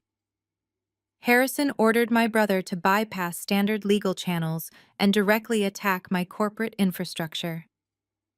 He instructed Spencer to utilize Vanguard's internal IT routing networks to illegally hack into my independent servers. Harrison wanted Spencer to breach my firewall, steal my active client roster, and manipulate the automated billing algorithms. It was a digital heist born of absolute desperation. Spencer, entirely terrified of our father and desperate to regain his lost status, blindly followed the illegal orders. He locked himself in his office, attempting to penetrate my server network using brute force password generators and stolen administrative access codes from my old Meridian freight files. He assumed my new company was operating on standard vulnerable software. He was completely wrong. I had anticipated their desperate maneuvers from the moment Vanguard acquired the toxic Meridian debt. When I established my new independent firm, I did not just build a standard corporate firewall. I utilized my proprietary algorithms to construct a dynamic, highly aggressive digital security matrix. The moment Spencer's IP address attempted to ping my external servers, my security protocols engaged. The system did not just block his clumsy intrusion, it actively trapped his digital footprint. Spencer's unauthorized access attempts triggered a cascade of silent alarms. My software recorded his location, his device identification, and every single keystroke he executed as he desperately tried to rewrite my client billing routing numbers. Within 12 minutes, my system permanently locked his connection and completely scrambled the Vanguard internal server he was using to launch the attack. The hack was a spectacular, humiliating failure. Spencer was locked out and Vanguard was still drowning in debt. When Monday morning arrived, the internal panic at Vanguard Logistics reached a fever pitch. The failed cyber attack left Harrison with absolutely no stolen capital to appease his angry lenders. The banks were officially demanding a complete external audit of the Vanguard financial records by Wednesday. Harrison knew the auditors would immediately discover the $50 million of hidden Meridian debt. He needed a massive distraction. He needed a scapegoat. He decided to leverage his final remaining weapon. He unleashed his vicious corporate legal team against me. At precisely noon, a heavy courier envelope was delivered directly to my penthouse office. I opened it to find a massive stack of legal documents printed on premium Vanguard Logistics letterhead. It was a formal cease and desist order accompanied by a drafted lawsuit demanding $100 million in immediate damages. The legal narrative was a masterful work of pure fiction. Harrison was officially accusing me of corporate espionage. The lawsuit falsely claimed that I had illegally stolen proprietary Vanguard algorithms before my termination. It stated that I was actively using stolen trade secrets to siphon their premium clients and sabotage their domestic routing network. Furthermore, Harrison accused me of embezzling the $50 million currently missing from the Vanguard ledgers. He was attempting to pin the toxic Meridian debt entirely on my shoulders. It was a calculated, brilliant smear campaign designed to completely ruin my professional reputation while simultaneously providing the federal auditors with a convenient villain. The threatening letter demanded that I immediately surrender my client roster, freeze all of my independent business operations, and transfer my active capital into a Vanguard escrow account pending a full legal investigation. If I refused, Harrison threatened to file the lawsuit publicly, ensuring that the financial press would brand me a corporate thief. He wanted to paralyze my business with years of expensive litigation. He believed that the sheer weight of his legal threats would terrify me into submission. He assumed I would panic fold under the immense pressure of his corporate machine and immediately hand over the cash he desperately needed to save his crumbling empire. I sat at my desk looking down at the thick stack of threatening legal documents. I did not feel a single ounce of fear. I did not reach for my phone to call a defense attorney. I did not scramble to draft a frantic reply defending my innocence. I simply smiled. Harrison had finally crossed the absolute point of no return. He had moved from arrogant manipulation to outright federal criminality. He had handed me the exact weapon I needed to end this war permanently. I pushed the heavy legal packet aside and turned my attention to my primary computer monitor. I opened the encrypted security file that contained the comprehensive data from Sunday night's failed cyber attack. I did not need to write a long defensive email explaining my innocence. I did not need to engage in a bitter legal back and forth with his expensive attorneys. I simply needed to present the absolute, undeniable, objective truth of their actions. I carefully isolated the specific server log from the intrusion attempt. The digital record was incredibly detailed. It clearly displayed the exact time of the attack. It highlighted the specific Vanguard corporate IP address used to launch the breach. Most importantly, it contained the unique individual administrative login credentials that Spencer had foolishly used to authorize the illegal data extraction. The log unequivocally proved that the vice president of Vanguard Logistics had actively attempted to manipulate financial routing numbers to steal millions of dollars from an independent corporation. It was not a simple corporate misdemeanor. It was a direct, undeniable violation of federal law. It was textbook wire fraud carrying a mandatory minimum sentence in a federal penitentiary that would guarantee Spencer spent the best years of his life behind bars. I took a clean, high-resolution screenshot of that single damning server log. I opened a new email window and typed Harrison's direct private executive address into the recipient line. I did not write a subject line. I did not type a greeting or offer any accompanying explanation. I simply attached the screenshot of the server log. I hovered my mouse over the send button for a brief moment, letting the profound weight of the action settle over me. This was the final nail in the Vanguard coffin. By hitting send, I was not just defending my business. I was officially destroying my brother's life and dismantling my father's entire legacy. They had pushed me out, stolen my work, humiliated my husband, and attempted to frame me for their own catastrophic failures. They had demanded a war, and I was finally delivering the killing blow. I finally clicked the send button. The email vanished from my outbox, speeding through the digital ether directly to the Vanguard executive suite. I leaned back in my leather chair, taking a slow, deep breath of the quiet air in my office. I knew exactly what was destined to happen next. Harrison would open that email. He would look at the irrefutable evidence of his golden son committing a federal felony. He would instantly realize that the fabricated corporate espionage lawsuit was entirely worthless. If he dared to file a single piece of paper against me, I would immediately hand the server log directly to the Federal Bureau of Investigation. I had completely neutralized his legal threat and cornered him in a trap of his own making. The silence in my office was absolute perfection. The silence in my office lasted 14 minutes before my phone vibrated across my mahogany desk. The caller identification displayed my father's number. I let it ring 4 times before answering. I did not offer a greeting. I listened to the ragged breathing on the line. When Harrison finally spoke, his voice was a harsh rasp, stripped of its usual authority. He did not yell. He did not threaten me with his fabricated espionage lawsuit. The irrefutable federal evidence of Spencer's wire fraud had neutralized his legal intimidation tactics. Instead, Harrison demanded that I drive to the Vanguard estate immediately. He stated we needed to resolve this unfortunate misunderstanding before the markets opened on Monday. I agreed to the summons without hesitation. I wanted to look him in the eyes while his empire crumbled to the ground around him. I drove through the iron gates of the Vanguard estate as the winter sun set, casting long shadows across the manicured lawns. The stone mansion looked as oppressive and cold as I remembered from my childhood.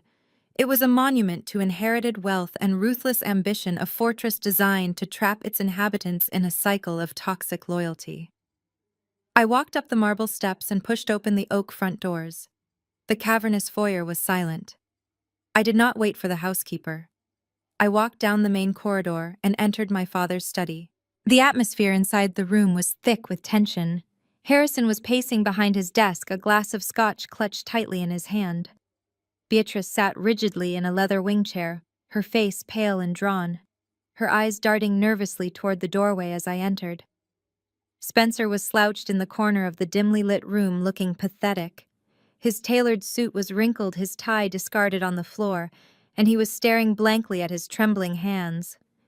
He looked like a man who finally understood his arrogance had earned him a mandatory sentence in a federal penitentiary. I stepped into the center of the Persian rug and stood still, my posture straight and expression blank.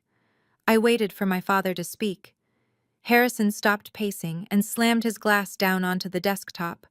He looked at me with a mixture of hatred and desperate calculation. He did not waste time with fake apologies. He pointed a trembling finger at me and declared that my vindictive digital security protocols had deliberately entrapped his son. He twisted the narrative with breathtaking speed, attempting to reframe Spencer's cyber attack as a simple, misguided attempt to reclaim Vanguard property. He insisted the federal authorities would view my server logs as a malicious setup designed to destroy the business. I let out a short laugh that echoed sharply against the wood-paneled walls. I reminded my father that federal investigators do not care about toxic family dynamics. They care exclusively about unauthorized server breaches, stolen administrative credentials, and the deliberate manipulation of financial routing numbers. I clearly stated that Spencer had committed a federal crime, and the electronic evidence I held was bulletproof. I told Harrison that Vanguard Logistics was dead, and his golden boy was going to prison.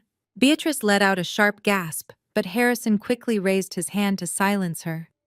He stepped out from behind his desk and walked toward me, his eyes locking onto mine with a terrifying intensity. He told me Vanguard Logistics could not survive a public federal indictment of its vice president. He stated that the major banks would instantly freeze their remaining assets, the board of directors would dissolve the company, and the Vanguard legacy would be entirely erased from the Chicago shipping industry. He then delivered a demand so incredibly audacious that it temporarily stole my breath. Harrison demanded that I take the legal fall for the cyber attack. He ordered me to march into the federal courthouse on Monday morning and formally confess to orchestrating the server breach. He wanted me to explicitly tell the authorities that I deliberately hacked my own systems using Spencer's old credentials to fraudulently frame my innocent brother for corporate sabotage. He demanded that I sacrifice my clean record, my independent business, and my personal freedom to ensure Spencer's reputation remained spotless. I stared at my father in absolute stunned silence. The sheer magnitude of his toxic entitlement was genuinely staggering. He was actively demanding that I willingly go to a federal prison simply to shield the arrogant brother who had spent his entire life stealing my work and violently mocking my existence. Harrison did not flinch under my incredulous stare. He coldly justified his horrific demand by detailing my inferior place within the family hierarchy. He boldly stated that Spencer was the true legitimate heir to the Vanguard empire. He blindly insisted that the global shipping industry was a ruthless boys' club, and the corporate board would only trust a male successor to carry the family name forward. He looked me up and down with utter contempt, reducing my decades of tireless labor to absolutely nothing. He stated I was merely a temporary asset, a useful corporate tool designed to support Spencer until he was ready to rule. Beatrice eagerly chimed in from her leather chair, her voice exceptionally sharp and vindictive. She reminded me of every single dollar they had spent on my upbringing. She rapidly listed the private schools, the designer clothes, and the lavish international vacations I had experienced as a child. She falsely equated basic parental financial obligation with a lifelong, unbreakable debt of absolute servitude. She loudly told me that I owed them my life, my compliance, and my unwavering loyalty. She stated that taking the blame for Spencer's federal crime was simply the required payment for the immense privilege of being raised under the prestigious Vanguard roof. They honestly believed my existence was transactional, and my personal freedom was a fair price to pay to maintain their rapidly crumbling legacy. Spencer finally spoke from the dark corner of the room. He did not apologize for his gross incompetence or his highly illegal actions. He did not show an ounce of genuine remorse. He simply whined that I was intentionally ruining his life. He pleaded with our parents to physically force me to sign a written confession, acting exactly like a spoiled toddler, demanding someone else clean up his shattered toys. The complete lack of accountability in the room was physically sickening. They were an echo chamber of narcissism, blindly reinforcing their own delusions while their empire burned around them. I listened to their pathetic justifications and their toxic demands with complete icy detachment. I did not scream. I did not cry. I did not desperately beg them to finally see my worth or acknowledge my profound pain. The little girl who had spent 30 years starving for their parental approval was completely dead. In her place stood a woman who held the power to systematically dismantle their entire world. I looked at the three of them, analyzing their rising panic and their severe desperation, like a scientist observing trapped insects inside a glass jar. They had vastly underestimated my intelligence, my resilience, and my ultimate capacity for flawless retaliation. I reached down and smoothed the fine fabric of my tailored skirt. I adjusted the thick strap of my leather handbag and firmly squared my shoulders. I looked directly into Harrison's desperate, furious eyes. I let a slow, terrifying smile spread across my face. It was a genuine smile, devoid of warmth, a sharp display of absolute, undeniable victory. I spoke with a quiet, lethal authority that instantly silenced the entire room. I told my father that his demands were completely delusional. I informed him that my server logs were currently sitting in a highly secure, automated email queue set to distribute directly to the Federal Bureau of Investigation, the Securities and Exchange Commission, and the Chicago Financial Press, the very moment I gave the command. I clearly stated that I was not a sacrificial lamb for his broken family, and I would never spend a single second taking the blame for a cowardly, incompetent son. Harrison's face drained of all color. He stepped backward, suddenly realizing that his final attempt at emotional manipulation had spectacularly failed. He knew he had absolutely no leverage, no escape route, and no future. His corporate empire was a toxic wasteland, his heir was a federal criminal, and his discarded daughter was holding the match that would burn it all down. I turned toward the heavy oak doors, eager to leave the suffocating toxicity of the Vanguard mansion forever. I placed my hand on the polished brass doorknob, pausing for one final perfect moment. I looked back over my right shoulder at my father. He was just staring at me in absolute paralyzing horror. "I won't be going to prison, Dad. But you'd better not be late to your final bailout meeting with Pinnacle Holdings tomorrow morning. They don't tolerate tardiness." The heavy oak doors of the Vanguard mansion closed behind me with a resounding final thud. I walked down the sweeping marble steps into the crisp night air, leaving my father standing paralyzed in the center of his lavish study. He was a man who had spent his entire life ruthlessly orchestrating the downfall of his corporate competitors, Yet he was completely incapable of processing the reality of his own absolute defeat. The drive back to my apartment was quiet and profoundly peaceful. Leo was awake when I returned, sitting on our sofa, with a laptop illuminated in the dim ambient light. He simply looked at me, saw the calm certainty radiating in my eyes, and quietly closed the computer. We did not need to discuss the pathetic criminal threats my family had attempted to leverage against me. We only needed to prepare for the absolute execution of our final financial strategy the following morning. The sun rose over Chicago with a brilliant, freezing winter clarity. At exactly 8 o'clock, Harrison Vanguard's signature black armored town car pulled up to the curb outside the towering glass and steel monolith that housed the global headquarters of Pinnacle Holdings. The building was a breathtaking architectural masterpiece of modern corporate intimidation. It pierced the city skyline like a massive, sharpened blade, entirely devoid of the traditional ostentatious branding that Harrison so heavily favored. There were no flashy gold logos or self-congratulatory banners draped across the entryway. There was only a sleek, unmarked entrance guarded by men in tailored black suits with subtle earpieces. Harrison stepped out of the luxury vehicle, pulling his heavy cashmere overcoat tightly around his shoulders. He was followed immediately by Beatrice and Spencer. They looked like a trio of perfectly dressed hostages walking voluntarily toward an executioner's block. Harrison's face was drawn tight with severe sleep deprivation and profound financial terror. The Vanguard Logistics stock price had already begun to plummet in early trading, violently reacting to the vicious industry rumors of frozen credit lines and widespread vendor panic. He knew this single meeting was the absolute end of the line. They pushed through the heavy revolving doors and stepped into a cavernous, aggressively minimalist lobby. The floor was cut from unbroken slabs of dark slate, and the receptionist's desk was a solid block of polished black marble. Harrison marched directly to the desk, desperately attempting to project his usual aura of demanding, untouchable authority. He barked his name and demanded immediate access to the chairman's executive suite. The receptionist did not flinch, smile, or offer a standard corporate greeting. She simply pressed a silent button under her desk. 3 massive security guards materialized instantly from the shadows of the expansive lobby.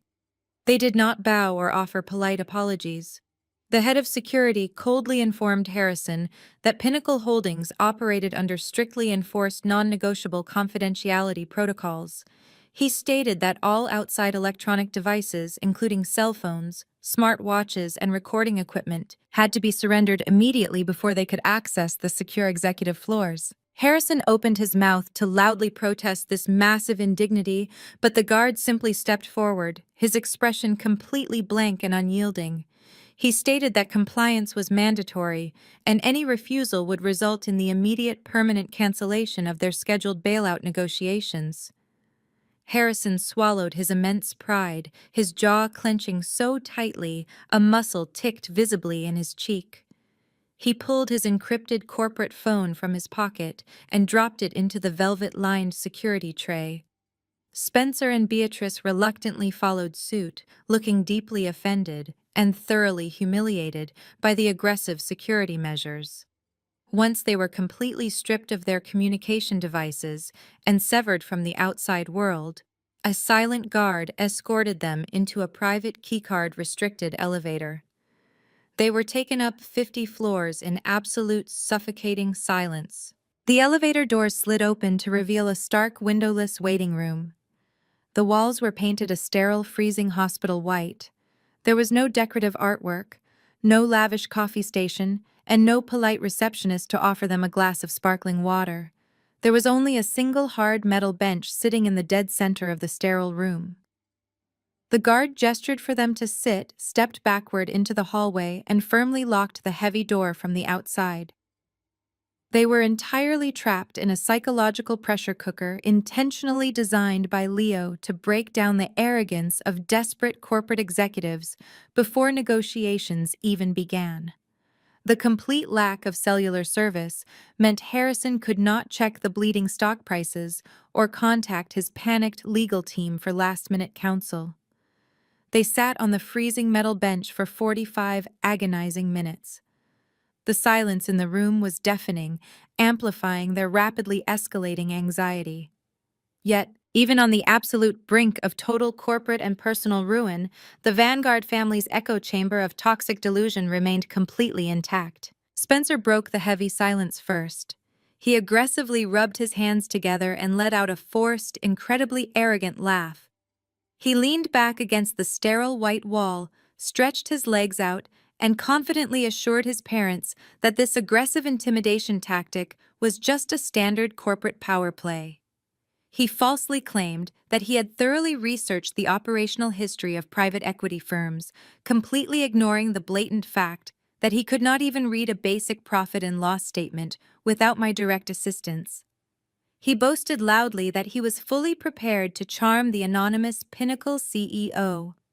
He promised Harrison that he would personally take control of the negotiation table, dictate the specific terms of the corporate bailout, and secure a massive cash injection without sacrificing a single share of Vanguard equity. Beatrice immediately latched onto her son's profound delusions, eager to maintain her own fractured reality.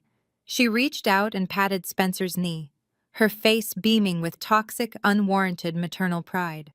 She completely dismissed the freezing, windowless cell they were currently trapped inside, calling it a pathetic display of newly acquired wealth. She loudly declared that the Pinnacle executives were probably just intimidated by the prestigious Vanguard name and were desperately scrambling to put together a presentation worthy of their time. She praised Spencer's supposed business acumen, proudly stating that his natural charisma and superior breeding would easily win over whoever was running this secretive organization. She confidently told Harrison that they would be walking out of this building in less than an hour with a blank check and a renewed, unstoppable corporate empire. Harrison wanted desperately to believe them. He was a man drowning in a violent, icy ocean, and his son's arrogant promises were the only piece of driftwood floating nearby. He looked at Spencer, his eyes wide and desperately seeking reassurance. He brought up the catastrophic failure of the cyber attack from the previous night, his voice dropping to an anxious, trembling whisper. He asked Spencer how they were going to legally handle the federal wire fraud implications if the Pinnacle CEO demanded to see their internal operational audits before authorizing the massive loan. Spencer simply waved his hand in the air, completely brushing off his highly illegal actions as a minor, insignificant hiccup. He scoffed, claiming that corporate espionage and aggressive data acquisition happened every single day in the global logistics sector. He falsely assured his terrified father that his expensive legal team would easily bury my server logs in endless, suffocating litigation. He stated that once Pinnacle Holdings infused Vanguard with $1 billion of fresh capital, the federal authorities would not dare look closely at a few scrambled IP addresses or a failed digital routing error. He was absolutely fundamentally convinced that his inherited wealth and his golden boy status made him entirely bulletproof. He truly believed the rules of reality simply did not apply to a man named Vanguard. They continued to feed each other this toxic, delusional narrative, completely unaware that the very foundation of their reality was about to be violently ripped away. At exactly 9 o'clock, the heavy lock on the waiting room door clicked open with a sharp, metallic snap. A tall, impeccably dressed executive assistant stepped into the room holding a sleek silver tablet. She did not offer a polite smile or apologize for the excessive wait time. She simply looked at Harrison with a blank, calculating stare and announced that the chairman's board was finally ready to receive them. Harrison stood up quickly, aggressively smoothing the lapels of his expensive cashmere suit. He plastered on his best, most intimidating corporate smile, preparing to walk into the room and dominate the negotiation through sheer force of will.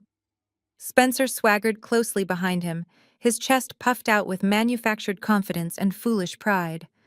Beatrice followed, her chin held high, ready to play the familiar role of the untouchable elite society matriarch. The assistant led them down a long, dimly lit corridor that smelled faintly of expensive leather and polished wood. The soft hum of central air conditioning was the only sound breaking the heavy silence. At the very end of the hallway stood a massive set of heavy oak doors, intricately carved with the Pinnacle Holdings corporate crest. The assistant pushed the heavy oak doors open and stepped aside gracefully, gesturing for the Vanguard family to enter the executive boardroom. Harrison walked confidently through the threshold, fully expecting to see a group of older, ruthless male executives waiting to negotiate the terms of his total corporate surrender. Instead, he stopped dead in his tracks. The arrogant, rehearsed greeting completely died in his throat, replaced by a sharp intake of breath. Spencer walked into the room directly behind him, completely failing to pay attention, and physically collided with our father's frozen back. Beatrice let out a small, confused gasp as the reality of the room finally registered. The boardroom was enormous, featuring panoramic floor-to-ceiling windows that offered a breathtaking, unobstructed view of the sprawling Chicago skyline. In the center of the room sat a massive, multi-million-dollar mahogany negotiation table that stretched for 20 feet. 10 sharp, highly aggressive financial analysts sat silently along the edges of the polished wood, their laptops open and their eyes locked onto the Vanguard family with absolute predatory anticipation. And sitting perfectly still at the very head of the table, flanked by the ruthless architects of Pinnacle Holdings, was Jocelyn. Harrison Vanguard stood absolutely frozen. His expensive Italian leather shoes rooted to the imported Persian rug that anchored the massive executive boardroom. For 10 agonizing seconds, the only sound in the cavernous space was the gentle rhythmic hum of the climate control system and the faint tapping of a financial analyst typing on a keyboard to my left. My father blinked rapidly, his mind violently rejecting the visual data his eyes were providing. He looked at the multi-million-dollar mahogany negotiation table. He looked at the 10 elite corporate strategists sitting at perfect attention. He looked at me, his discarded, disowned daughter sitting comfortably in the chairman's high-backed leather chair. The cognitive dissonance was physically breaking his composure. His exhausted face flushed a deep, dangerous crimson. The shock instantly evaporated, replaced by blinding rage. His massive ego simply could not allow that reality to exist. He only saw a disobedient child playing a humiliating prank at the worst possible moment in his life. Harrison slammed his fist hard against the back of an empty leather chair, the sharp smack echoing loudly across the boardroom. He pointed a trembling, manicured finger directly at my face and ordered me to stand up immediately.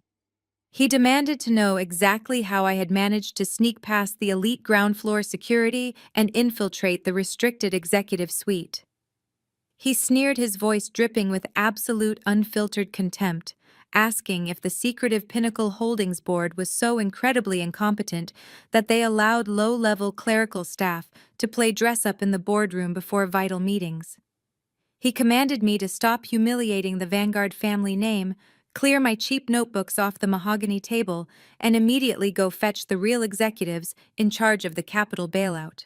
He loudly declared he did not have time for a vindictive secretary seeking attention. Spencer quickly stepped out from behind our father, his face shining with a thick layer of nervous sweat. The crippling anxiety from his recent wire fraud disaster was temporarily eclipsed by his desperate need to assert dominance. He puffed out his chest aggressively, adjusting his silk tie in a pathetic display of manufactured authority. He glared at me across the vast expanse of polished wood and demanded that I leave the room before he personally called the building's security team to have me arrested for criminal trespassing. He arrogantly claimed he was about to secure a billion-dollar financial lifeline for Vanguard Logistics, and he was not going to let a jealous, pathetic failure derail his corporate victory.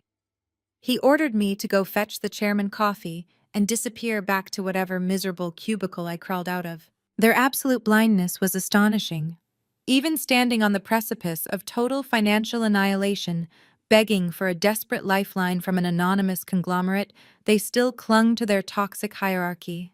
I sat perfectly still, observing their pathetic performance with icy detachment. The 10 financial analysts flanking me did not say a word. They simply watched my father and brother with cold, predatory amusement, silently calculating the profound depths of their ignorance. I remembered standing in Harrison's office a decade ago, proudly presenting him with my honors degree in advanced corporate finance. He had barely glanced at the diploma before tossing it into his trash can, coldly informing me that women in the Vanguard family were designed to be decorative assets. He had told me my only useful corporate function would be fetching coffee and smiling for the shareholders. He had spent his entire life deliberately underestimating me. It was the fatal flaw that was currently destroying his empire. I did not raise my voice. I simply unclasped my leather portfolio and pulled out a heavy legal document bound in thick black cardstock. It was the comprehensive, non-negotiable bailout term sheet that would determine the ultimate fate of Vanguard Logistics. I placed my hand flat against the document and smoothly slid it across the long, polished mahogany table. The heavy packet glided silently over the wood, coming to a perfect stop exactly 1 inch from Harrison's trembling fingertips.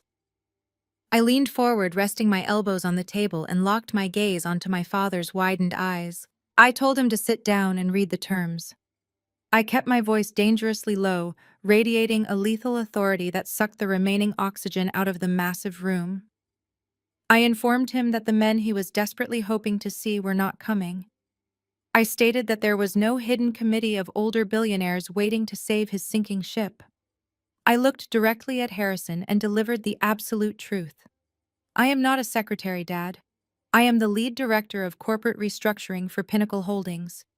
I am the sole executive authorized to evaluate the Vanguard Logistics portfolio, and I am the only person in this building who decides if your company lives to see tomorrow. The boardroom descended into a heavy, suffocating silence. The 10 elite financial analysts sitting beside me remained completely stoic, their presence serving as a silent, terrifying validation of my absolute authority. Harrison stared down at the thick black term sheet resting near his hands. His breath hitched audibly in his chest. His mind was violently struggling to process the impossible reality that his disowned daughter controlled his entire financial destiny. The color completely drained from his face, leaving him looking like a hollow-aged ghost of the tyrant he had once been. Spencer let out a pathetic, strangled gasp, his false bravado instantly shattering into a million jagged pieces. He finally remembered the digital server log I had emailed him the previous night. He suddenly realized he was not standing in front of a helpless sister he could bully. He was standing in front of the corporate executioner who held the direct evidence of his federal wire fraud. Beatrice, however, completely snapped. Her mind violently rejected the undeniable facts presented right in front of her face. She refused to believe that the daughter she had relentlessly mocked and discarded had risen to the apex of the global financial sector. She marched forward, her high heels clicking sharply against the marble floor. She shoved Spencer aside and slammed both of her hands down onto the mahogany table. Her face was contorted into an ugly, unhinged snarl of pure maternal venom. She pointed a manicured finger at me and screamed that I was a pathological liar. She loudly declared that this entire scenario was an elaborate, sick illusion designed to embarrass the family. She sneered at the analysts, claiming they were just cheap actors I had hired to play a pathetic corporate prank. Beatrice's voice shrilled to a deafening pitch as she demanded to speak to the actual chairman of Pinnacle Holdings. She loudly insisted that a prestigious global private equity firm would never entrust billions of dollars of liquid capital to a disgraceful, incompetent woman who had been rightfully banished from her own family. She looked around the massive executive boardroom with wild, frantic eyes, screaming for the real CEO to come out of hiding immediately. She demanded he fire me on the spot for corporate sabotage. She threatened to call the police, the press, and the federal regulators to expose my fraudulent behavior. She was a woman completely divorced from reality, desperately clinging to a toxic hierarchy that no longer existed. She demanded that the true master of the house reveal himself and restore the natural order of her shattered universe. The heavy, soundproof oak door on the far right side of the massive executive suite suddenly clicked open.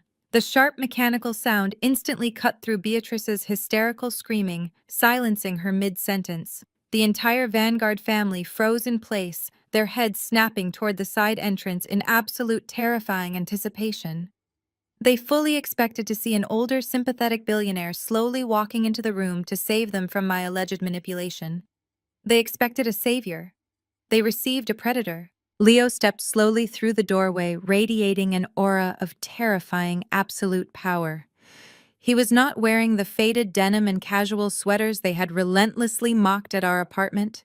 He was impeccably dressed in a masterfully tailored midnight black three-piece suit that cost more than Harrison's entire luxury car collection.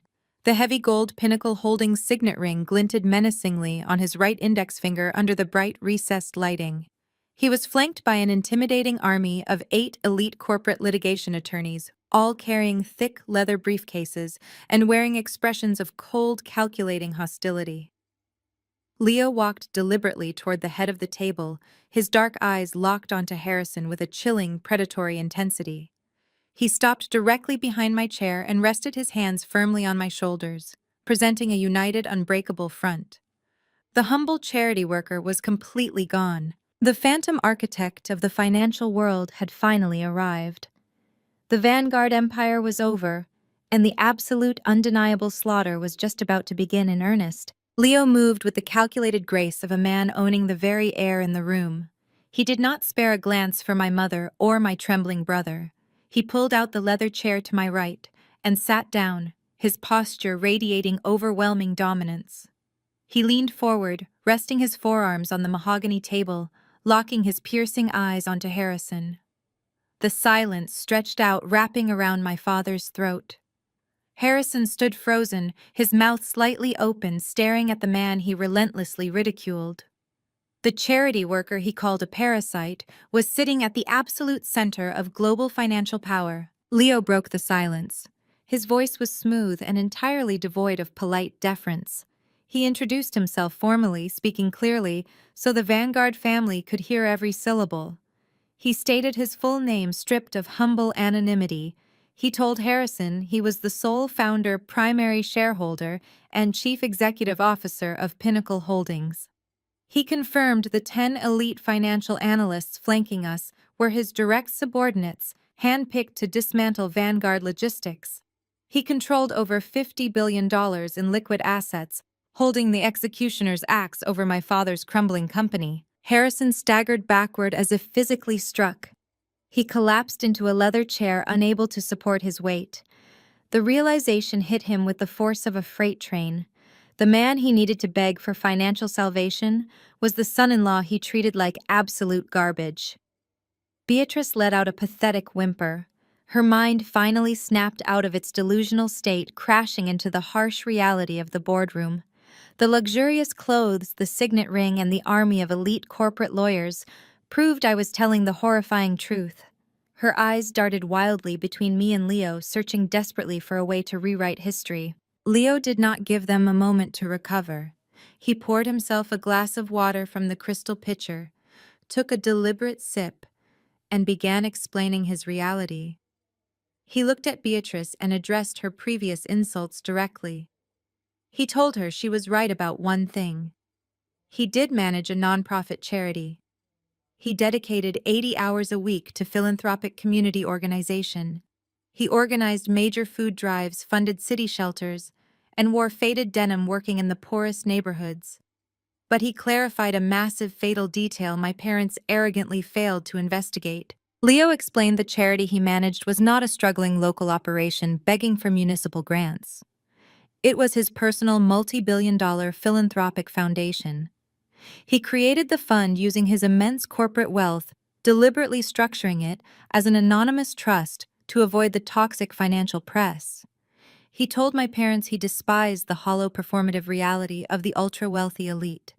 Spending his youth surrounded by superficial socialites who only valued human beings based on investment portfolios, he made a conscious decision upon reaching the absolute pinnacle of corporate success.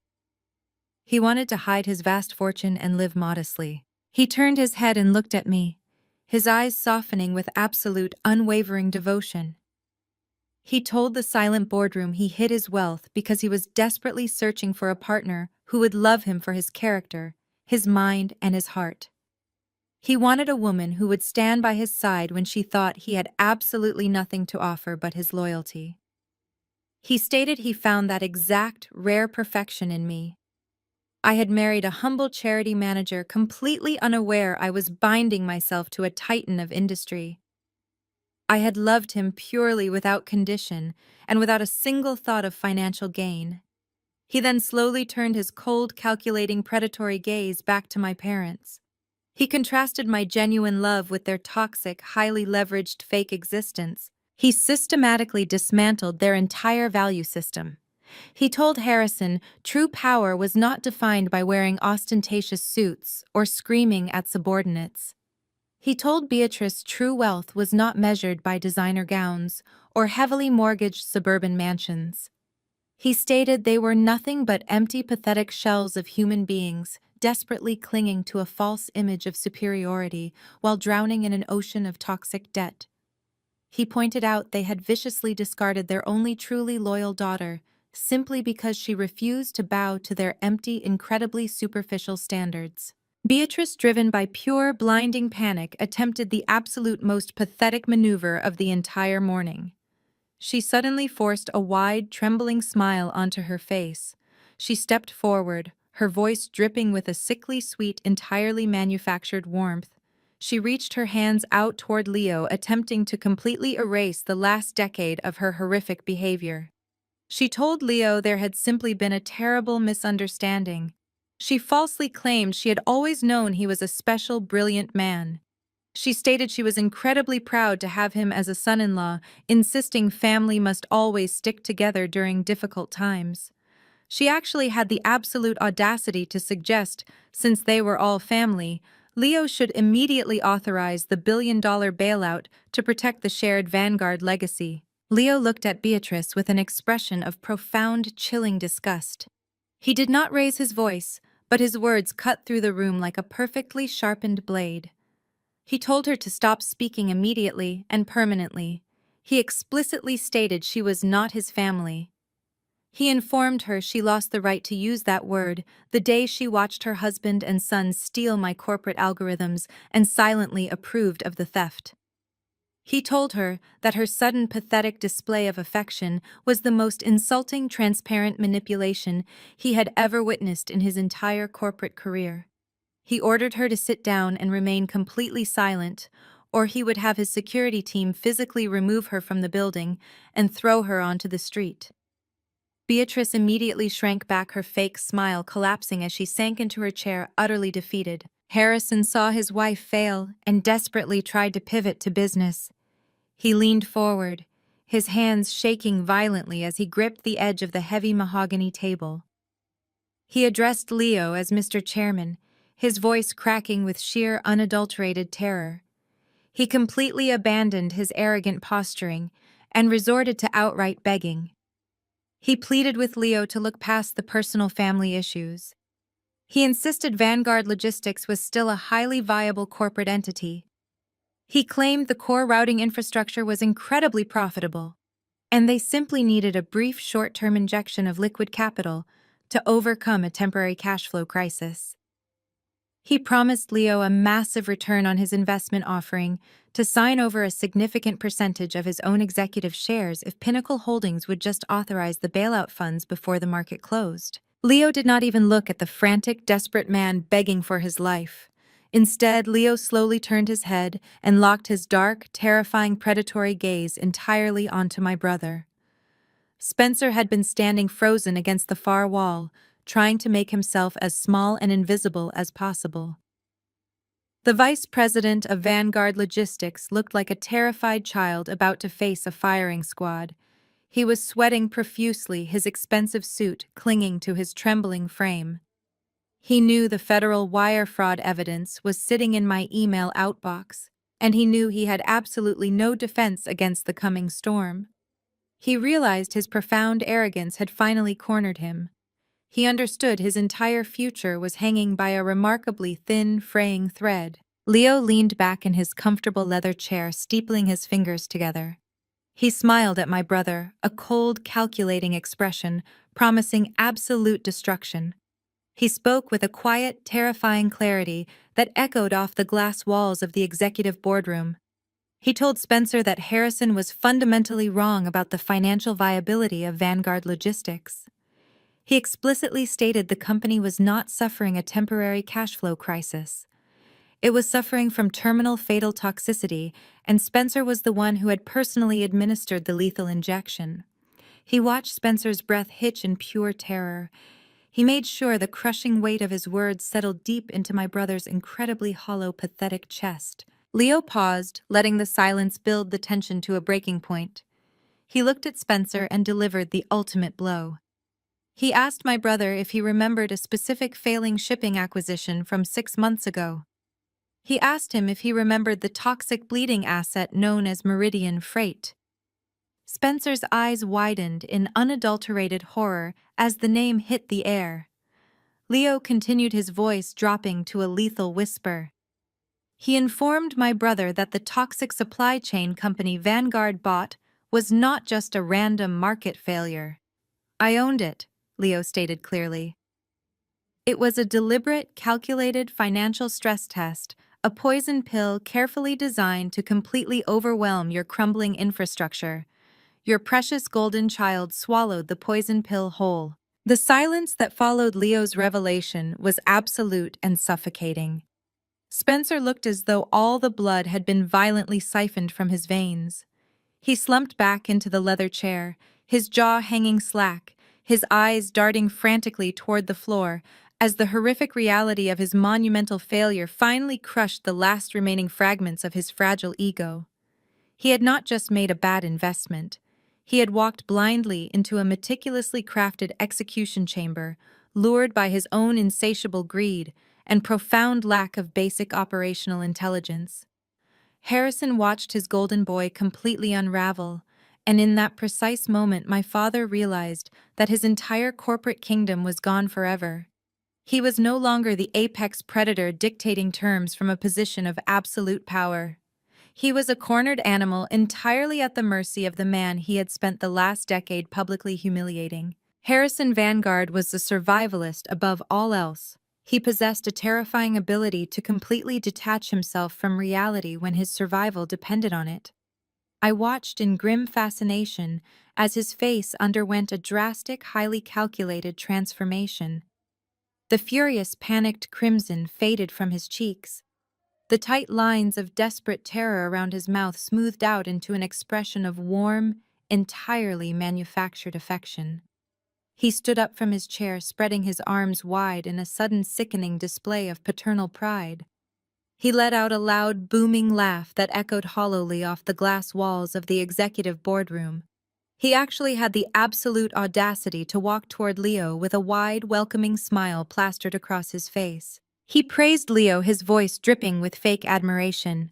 He called the Meridian Freight acquisition a brilliant, ruthless tactical maneuver, completely ignoring the fact that the maneuver was specifically designed to destroy him. Harrison loudly declared that this was exactly the kind of aggressive, visionary leadership the Vanguard family had always desperately needed.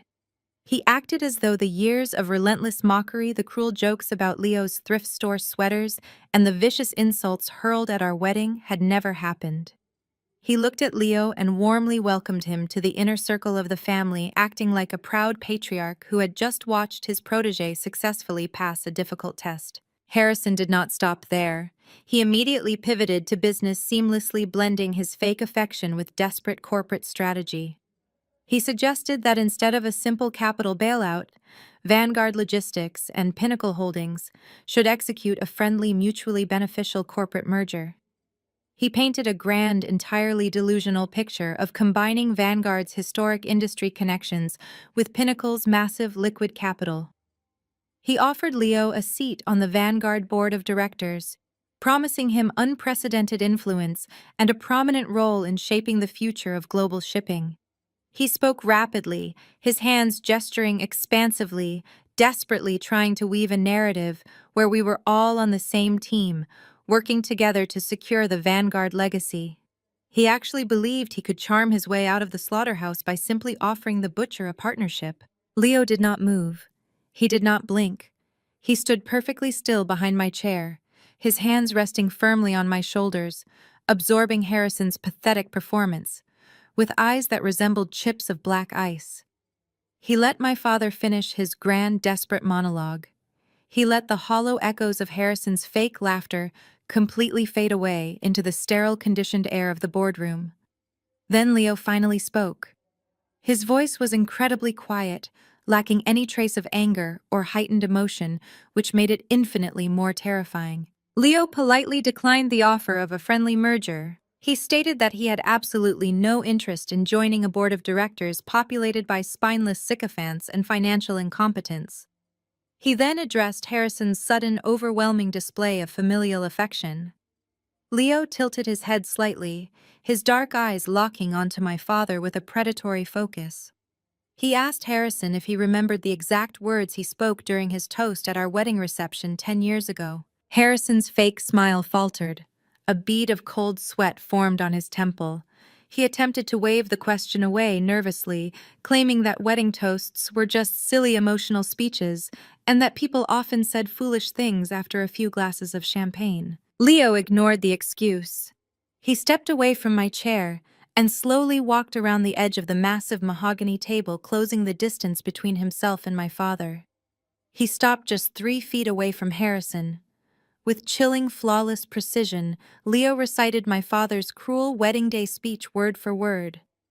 He repeated the exact phrasing Harrison had used to describe me as a massive disappointment who had thrown away her potential on a pathetic, penniless charity worker. He recited the specific vicious joke Harrison had made about Leo being a financial parasite, a stain on the prestigious Vanguard name, and a man who would never amount to anything more than a glorified beggar. Leo's delivery was monotone and exact, throwing every single syllable of my father's toxic arrogance directly back into his face. When Leo finished the recitation, the boardroom was dead silent. Harrison looked physically ill. The color had once again drained from his face, leaving him looking gray and entirely defeated. Leo leaned in slightly, his voice dropping to a dangerous low rumble. He told Harrison that he had spent the last decade building an empire of unimaginable wealth, not to impress the Vanguard family, but to ensure that I would never have to endure another second of their suffocating toxic abuse. He stated that he did not view Harrison as a father-in-law or a potential corporate partner. He viewed him as a liability, a bully, and an absolute failure of a man. Leo smoothly turned his back on my father, dismissing his existence entirely, and walked back to his seat beside me. The charade was completely over. The time for corporate pleasantries and fake family reunions had officially expired. I sat forward in the chairman's heavy leather chair, resting my hands flat against the cool mahogany wood. I looked at Harrison, Beatrice, and Spencer, letting my gaze sweep over their terrified, shattered faces. I took complete control of the negotiation. I informed them that they were operating under a massive fundamental misunderstanding regarding the nature of this meeting. I stated that Pinnacle Holdings had not summoned them to discuss a financial bailout, a capital injection, or a friendly corporate merger. I explained that Vanguard Logistics was completely worthless to us as a functioning partner. The infrastructure was rotting, the executive leadership was grossly incompetent, and the brand name was currently associated with catastrophic failure and massive unrecoverable debt. I laid out the brutal reality of their situation. I told them that while they were busy desperately trying to secure loans from traditional banks, over the past 48 hours, Pinnacle Holdings had been quietly moving through the financial shadows. I revealed that my independent firm, backed by Leo's limitless capital, had systematically purchased every single outstanding Vanguard debt obligation. We had acquired their defaulted vendor invoices, their staggering bank loans, and their massive, unfulfilled international shipping contracts. We did not just hold the toxic Meridian freight debt. We now owned the entirety of Vanguard's financial liabilities. We were their only creditor. Harrison collapsed back into his chair, his hands gripping his hair in absolute despair. He finally understood the complete scope of the trap. We had not just cornered him, we had entirely purchased the corner. I kept my voice sharp and clinical, dissecting their ruined empire with the precision of a surgeon. I told them there would be no bailout because Vanguard Logistics was no longer their company to save, I explicitly stated that this meeting was a formal notification of a highly aggressive, completely unassailable, hostile takeover. We were going to strip Vanguard down to its bare studs, liquidate its redundant assets, and completely absorb its remaining profitable routing networks into my own independent firm. The Vanguard name, the legacy that Harrison had sacrificed his own daughter to protect, was going to be entirely erased from the global logistics industry by the end of the fiscal quarter. Beatrice let out a high-pitched hysterical sob, burying her face in her hands, as the illusion of her elite society status finally evaporated. Spencer remained frozen, his eyes wide and vacant, completely broken by the realization that his inherent superiority was a complete myth. Harrison simply stared at the table, a ruined monarch watching his kingdom burn to ash. I did not feel a single drop of pity. I reached into my tailored suit jacket and pulled out a small, sleek silver flash drive. I placed it gently on top of the thick black term sheet that still sat in front of my father. I tapped the silver metal with my index finger, ensuring that both Harrison and Spencer were looking directly at the device. I reminded them that the flash drive contained the complete, unedited, encrypted server logs proving Spencer's illegal cyber attack against my company.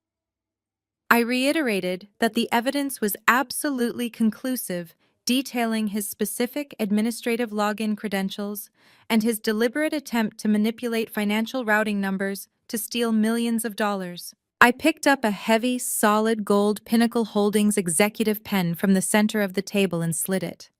I looked directly into my father's defeated eyes. I did not raise my voice, but the absolute finality of my words struck him like physical blows. You will surrender 100% of your voting shares to Pinnacle Holdings right now.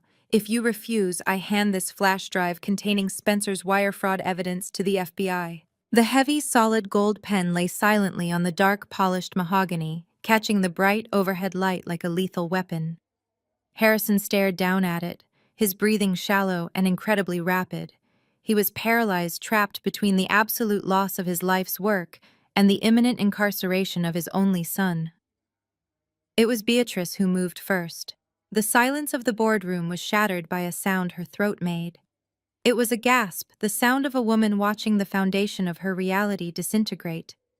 For 32 years, Beatrice Vanguard had constructed a fortress of social superiority predicated on the image of her golden boy and the wealth of her husband. Now, facing the flash drive on the table, that fortress collapsed. She realized that the bubble of privilege they enjoyed was gone, obliterated by a series of errors her family committed. The Vanguard name was now synonymous with federal fraud, incompetence, and humiliation. She turned her head towards Spencer. The adoration that softened her features was gone, replaced by a toxic realization. She looked at him not as her son, but as the architect of her social demise.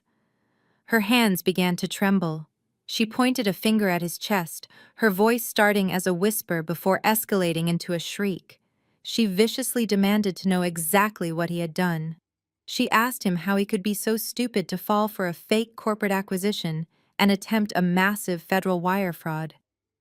She stepped closer to him, her eyes wide with panic, screaming that her friends at the country club would read about this scandal in the Times. She yelled that she would be permanently blacklisted from every charity gala and social circle in Chicago because her son decided to play spy and failed. She screamed that she would not allow his incompetence to drag her down into the gutter and destroy her curated life. Spencer violently recoiled as if she had physically struck him. He had spent his entire life being heavily insulated from his own failures by Beatrice's relentless coddling and constant financial bailouts. Having her turn on him, weaponizing her cruelty against him, short-circuited his brain. He stammered, desperately trying to blame the market, the algorithms, and his father for giving him the administrative access. But Beatrice was completely untethered. She whipped around to face Harrison, slapping her palms against his shoulders, demanding that he fix this disaster. She shrieked that Harrison had always promised the Vanguard empire was entirely bulletproof. She blamed Harrison for trusting a weak boy to handle a logistics acquisition without oversight or supervision. She was tearing her family apart right in front of my analyst, desperate to find a scapegoat that would spare her from the public humiliation and legal consequences. Harrison simply sat there, utterly unresponsive, his eyes locked onto the pen resting on the table. He was a broken man, incapable of shielding his wife from the consequences of his arrogance. Seeing his father capitulate pushed Spencer over the edge of sanity. The golden child, stripped of his armor, his wealth, and his mother's worship, regressed into a state of pure adolescence. Spencer let out a scream that tore through his throat. He grabbed the leather chair he had been sitting in and hurled it backward. The chair crashed against the glass window, the thud echoing through the room like a gunshot. My security personnel stepped forward from the shadows, preparing to restrain him, but Leo raised a hand, signaling them to hold their positions. He wanted to sit back and watch the Vanguard air self-destruct under the crushing pressure. Spencer paced back and forth across the floor, his breathing ragged and heavy. He grabbed the tight knot of his expensive silk tie and yanked it down, popping the top button off his dress shirt. His face was contorted into an ugly mask of entitlement and terror. He stopped pacing and looked directly at me, his eyes wild and devoid of rational thought. He screamed that I was a monster, a vindictive psychopath who had orchestrated this entire nightmare just to ruin his life. He yelled that he refused to go to a federal prison for a minor routing error that anyone could have made. He refused to wear a prison jumpsuit. He refused to be humiliated, interrogated, and destroyed by the authorities. He paced faster, his hands tearing through his styled hair, his mind scrambling to find an exit strategy that simply did not exist anywhere. He stopped pacing and turned toward his silent father, his voice cracking with hysterical desperation. He commanded Harrison to call the family wealth manager immediately. Spencer declared that he was done with Vanguard Logistics, done with the toxic corporate games, and done with this failing family. He announced his non-negotiable plan to permanently flee the legal jurisdiction. He demanded that Harrison authorize the release of his entire personal trust fund without any further delay. He calculated aloud that with $20 million in untraceable cash, he could easily secure a private chartered flight to a remote non-extradition country before the FBI even finished processing the digital server logs I possessed. He yelled at his defeated father to pick up the phone right now, completely ignoring the fact that Harrison's encrypted corporate phone was currently sitting in a security tray exactly 50 floors below us. Spencer was screaming for a golden parachute that he believed was his birthright. He was convinced that his inherited wealth could effortlessly buy his way out of a federal wire fraud indictment. Beatrice let out another horrified gasp, crying and begging Spencer not to run away and abandon her to face the social and financial fallout alone. She pleaded with him to think about the family reputation, missing the glaring irony that their prestigious reputation was currently being incinerated into a pile of worthless ash. Spencer ignored her pleas entirely. He stormed forward and slammed his fist onto the mahogany table, violently demanding his money. He screamed that the trust fund belonged exclusively to him, that his grandfather had set it up specifically for his future, and that nobody, not even a ruthless private equity firm, could touch his personal protected assets. He looked at Leo, a manic, terrifying smile stretching widely across his sweaty face. He arrogantly stated that he did not need the failing logistics company anyway. He boasted that he would simply take his millions, disappear to a tropical island, and spend the rest of his life living in unmatched luxury, while Harrison and Beatrice miserably dealt with the messy corporate bankruptcy alone. He actually believed he had found the perfect escape hatch. I sat perfectly still in the chairman's chair, quietly watching him construct this pathetic, entirely delusional fantasy world. I felt the hard plastic of my encrypted digital tablet resting safely under my left hand. I did not smile at his childish outburst. I did not exhibit a single ounce of immature triumph or petty vindictive pleasure. I simply operated with the precise lethal efficiency that Pinnacle Holdings strictly required from its top executive leadership. I slowly lifted my right hand and deliberately tapped the illuminated glass screen of my tablet exactly twice. The soft electronic chime of the secure device unlocking seemed almost deafening in the sudden tense silence that immediately followed Spencer's frantic, desperate screaming. I calmly pulled up the comprehensive classified financial audit of the Vanguard family's personal holding accounts and private banking portfolios. The verified financial data displayed on the screen was glaring, absolute, and utterly catastrophic for their entire future. I looked up from the glowing screen and locked my eyes directly onto my brother's sweaty face. His manic smile instantly faltered under the heavy, crushing weight of my cold, completely clinical stare. I did not raise my voice a single decibel. I spoke with a quiet, devastating calm that sharply cut through his violent hysteria like a surgical scalpel slicing through diseased tissue. I told him to stop screaming immediately and carefully listen to the objective, unalterable reality of his current legal and financial situation. I clinically informed him that there were no private chartered flights currently waiting on any runway to whisk him away to safety. I explicitly stated that there were absolutely no sunny tropical islands, no protective golden parachutes, and absolutely no magical escapes from the severe legal consequences of his profound criminal incompetence. I leaned forward slightly over the mahogany table, meticulously ensuring that he absorbed the full crushing impact of my final undeniable statement. I kept my voice perfectly level and entirely devoid of any familial sympathy as I delivered the ultimate absolute truth. Your trust fund does not exist anymore, Spencer. Dad used it as collateral to cover your toxic acquisition. You have exactly $0 to your name. The silence following my declaration slammed into the room with the force of a physical blow. Spencer stopped breathing. His hands hovered midair, trembling violently as the words registered in his pampered, insulated brain. $0. The foundation of his arrogant existence, the safety net that caught every catastrophic failure since childhood, evaporated into the sterile air.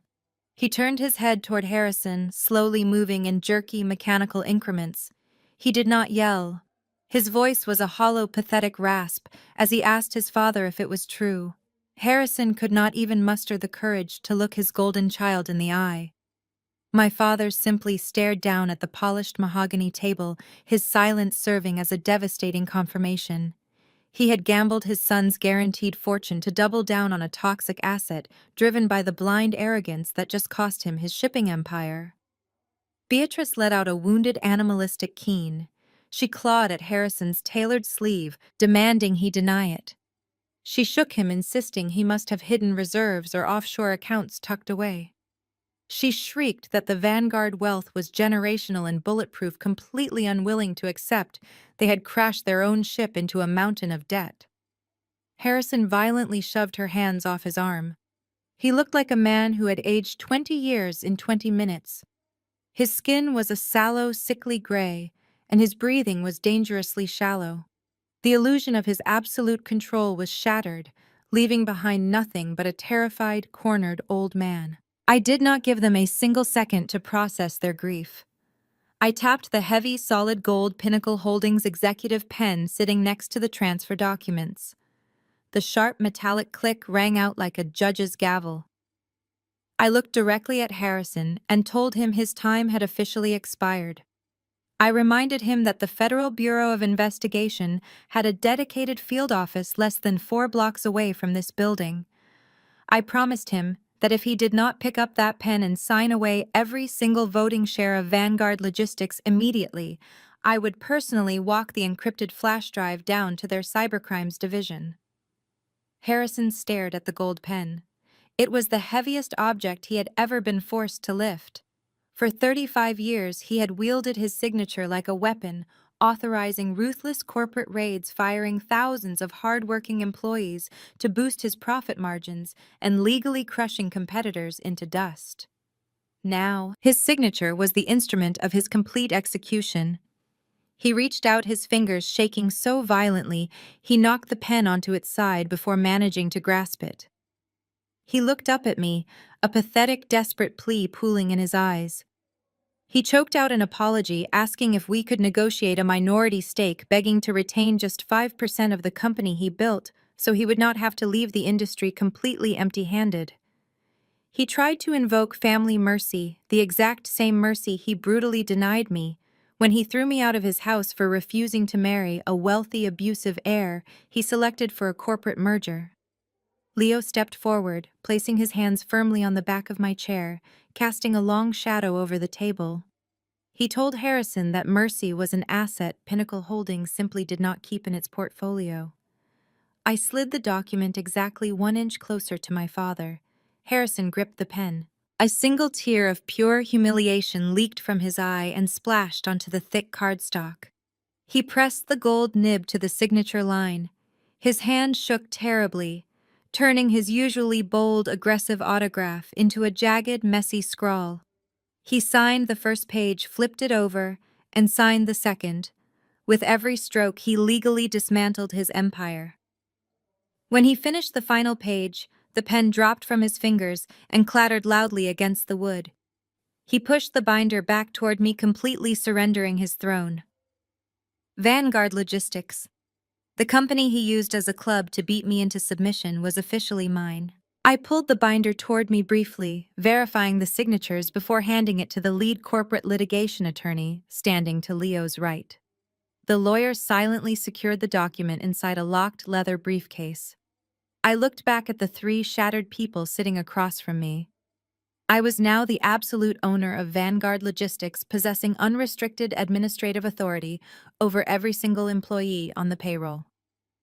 I turned my attention to Spencer. He was staring blankly at the wall, catatonic from the loss of his trust fund. I spoke loudly, snapping him out of his pathetic trance. I formally addressed him by his former corporate title, informing the Vice President of Operations that his services were terminated immediately. I stated his firing was not a layoff. It was a termination for gross criminal incompetence and attempted corporate sabotage. I told him he was stripped of his severance package, his company car, and his corporate expense accounts. He opened his mouth to protest, his face flushing with a sudden desperate surge of adolescent rage, but I simply raised my right hand. The oak doors at the back of the boardroom swung open. 2 heavily armed Pinnacle Holdings security guards marched into the room. One of them held a standard cheap brown cardboard box, flattened and ready to be assembled. They stopped directly behind Spencer's chair. I looked at my brother and instructed him to go back to his corner office, pack up his personal photographs and whatever cheap desk toys he owned, and immediately vacate the premises. I warned him if he attempted to log into a corporate terminal, steal a client file, or take a branded stapler belonging to my company, I would have him arrested for corporate theft before he reached the elevator. The security guard tossed the flat cardboard box onto the table in front of Spencer. The harsh, hollow smack of the cardboard hitting the mahogany was the sound of his golden boy status dying. He looked at the box, then looked at our father, waiting for Harrison to magically intervene and stop this massive indignity. Harrison just looked away, staring blankly out the panoramic window at the Chicago skyline. Spencer grabbed the cardboard, his hands shaking with impotent fury, and stumbled out of the executive boardroom, closely flanked by the silent, intimidating security detail. The room felt significantly lighter with my brother gone. Only Harrison and Beatrice remained. My mother sat frozen, her posture crumbling. For her entire adult life, her sole identity had been deeply intertwined with the immense, untouchable wealth of the Vanguard Empire. She had weaponized her unlimited black credit cards to terrorize service workers, manipulate social circles, and publicly humiliate anyone she deemed beneath her elite status. Now the realization that the credit lines were severed, the bank accounts were frozen, and the corporate assets were legally transferred to the daughter she despised was violently short-circuiting her reality. She looked at Harrison, realizing he was a completely broken, penniless man. She then looked at me, her face twisted into a mask of pure, desperate panic. She completely abandoned her arrogant, aggressive matriarch persona. She scrambled out of her leather chair and practically threw herself against the edge of the mahogany table. Her perfectly styled hair fell out of place, and her expensive makeup looked stark against her pale, terrified skin. She clasped her hands together in a frantic, pleading gesture. She begged me to listen to reason. She skipped right over the loss of the logistics empire and went straight to the only thing that truly mattered to her shallow existence. She practically sobbed as she frantically explained that the annual maintenance fees for their ultra-exclusive country club memberships were due by the end of the week. She babbled that if the fees were not paid, her name would be posted on the delinquent ledger in the main clubhouse lobby for all her wealthy friends to see. She begged me, as the new owner of the family assets, to simply issue a small, insignificant corporate check to cover the country club dues. She promised she would never bother me again, swearing she just needed to maintain her face in front of the Chicago elite. She claimed she could not survive the humiliation of being publicly exposed as poor. I looked at the woman who spent my entire childhood telling me I was a worthless, ugly disappointment who would never amount to anything more than a glorified maid. I reached into the front pocket of my tailored suit jacket. I pulled out a single crisp $20 bill. I smoothed the paper out deliberately against the polished mahogany wood. I placed my index finger on the bill and slowly slid it across the vast expanse of the table until it stopped right in front of her shaking, manicured hands. I looked directly into my mother's panicked, desperate eyes. Try Uber. The transition of power was absolute and merciless. By 8 o'clock the following morning, the massive illuminated letters spelling Vanguard Logistics were removed from the exterior of the skyscraper. Cranes and heavy demolition crews worked through the morning, stripping away the name that had terrorized the shipping industry for 3 decades. In its place, a polished emblem for Pinnacle Freight Solutions was installed, marking the end of a dark era and the birth of a new corporate culture. Inside the building, the atmosphere was a whirlwind of calculated restructuring. I did not waste a single hour. I moved into the chairman's office, had my father's heavy mahogany furniture hauled away to a liquidator, and set up a modern workspace that reflected transparency rather than intimidation. My first act as the owner and chief executive officer was to systematically dismantle the toxic leadership team Harrison had cultivated. I summoned the entire executive suite, a collection of spineless sycophants who had enabled my father's abuse and actively participated in his schemes. I fired them all in a single 30-minute meeting. There were no severance packages, no golden parachutes, and no letters of recommendation. I had our legal team scrutinize every employment contract, ensuring they left the building with nothing more than their personal belongings packed in standard cardboard boxes. To fill the power vacuum, I did not look outside the company to recruit mercenaries. I dug deep into the middle management and operational tiers of the newly acquired firm. I identified the hardworking employees who had been marginalized, passed over for promotions, and silenced by Harrison's tyrannical regime. I promoted a female logistics coordinator who had been stuck in a windowless cubicle for 10 years simply because she refused to laugh at my father's crude jokes to the position of chief operating officer. I elevated minority voices, young innovators, and creative thinkers who understood the complex mechanics of the modern supply chain. Within 2 weeks, Pinnacle Freight Solutions was operating with a level of efficiency and positive employee morale that Vanguard Logistics had never achieved in its 30 years of business. The corporate takeover triggered a financial avalanche that entirely consumed my parents. Stripped of his company, his executive salary, and his corporate expense accounts, Harrison's mountain of personal debt instantly collapsed on top of them. Without Vanguard Logistics to serve as their personal piggy bank, they defaulted on every financial obligation they possessed. The bank swiftly foreclosed on the 30-room estate in Lake Forest. I watched the estate liquidation auction happen online from the comfort of my office. Every piece of furniture, every oil painting, and every designer gown Beatrice had hoarded over the decades was auctioned off to the highest bidder simply to satisfy their staggering list of angry creditors. They were stripped of their vehicles, their country club memberships, and their social standing. Beatrice's former society friends, the women she had spent decades manipulating and terrifying, turned their backs on her entirely. Her phone stopped ringing. The charity gala invitations vanished from her mailbox. They were exiled from high society. Left with nothing but the clothes on their backs and a fraction of a retirement account that barely escaped the corporate liquidation, Harrison and Beatrice were forced to relocate.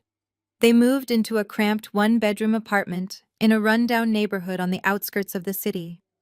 There were no maids, no chefs, and no chauffeurs to cater to their every whim. Beatrice, a woman who had never boiled an egg or operated a washing machine in her adult life, was suddenly forced to navigate a communal laundry room shared with dozens of strangers. Harrison spent his days sitting in a recliner, staring blankly at a television screen, broken by the reality that his own arrogance had cost him his kingdom. They were trapped in a miserable reality of their own making, forced to finally experience the kind of financial terror, humiliation, and daily struggle they had inflicted on others for decades. Spencer's descent into the world was the most severe consequence of the ordeal. Without his trust fund, his vice president title, or his mother's financial bailouts to protect him, he was incapable of functioning as an adult. He possessed no skills, no work ethic, and a resume that became toxic the second the logistics industry learned about his involvement in the federal wire transfer attempt. No firm would grant him an interview. Desperate to avoid starvation and facing the threat of eviction from a studio apartment he could barely afford to rent the heir to the Vanguard empire, was forced to seek employment in the only sector that would accept him. He took an entry-level retail job, selling phone accessories at a kiosk in the center of a shopping mall. He had to wear an ill-fitting polyester uniform shirt, with a name tag pinned crookedly to his chest. For 40 agonizing hours a week, he stood on his aching feet on a hard tile floor, enduring the relentless complaints of angry, unreasonable customers. He spent his days desperately trying to meet humiliating daily sales quotas just to earn a pathetic minimum wage paycheck that barely covered his basic groceries. His shift managers were young, highly driven, and entirely unimpressed by his prestigious last name or his wealth. They did not care that he used to fly on private jets or that he once considered himself to be untouchable royalty. They yelled at him loudly when he was 5 minutes late for his shift, wrote him up aggressively for taking unauthorized bathroom breaks, and routinely forced him to scrub the display counters with glass cleaner at the end of every exhausting shift. Spencer Vanguard, the boy who genuinely believed the entire world existed solely to serve his desires, was finally learning the unavoidable and painful lesson of hard work and severe consequence.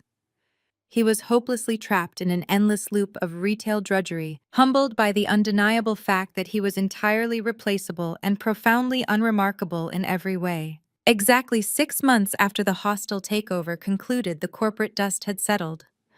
Pinnacle Holdings was thriving, and Pinnacle Freight Solutions had proudly posted its most profitable quarter in the recorded history of the shipping network. I stood out on the wide glass balcony of our penthouse executive office, the cool evening wind blowing gently through my hair. The sky above Chicago was a vibrant canvas of deep purples and dark blues, the sprawling city lights below sparkling brightly like scattered diamonds. I rested my hands on the cool metal railing, taking in the magnificent view of the powerful empire we had successfully secured. I heard the quiet slide of the glass door opening behind me, followed by the familiar comforting sound of Leo's footsteps walking across the stone terrace. He walked up beside me and wrapped his strong arms securely around my waist, from behind, resting his chin gently on my shoulder. We stood there together in comfortable silence, simply watching the busy city move endlessly below us. I leaned back against his solid chest, feeling a profound, unshakable sense of peace settle over my soul. For so many years, I had wrongly allowed my toxic family to maliciously dictate my worth.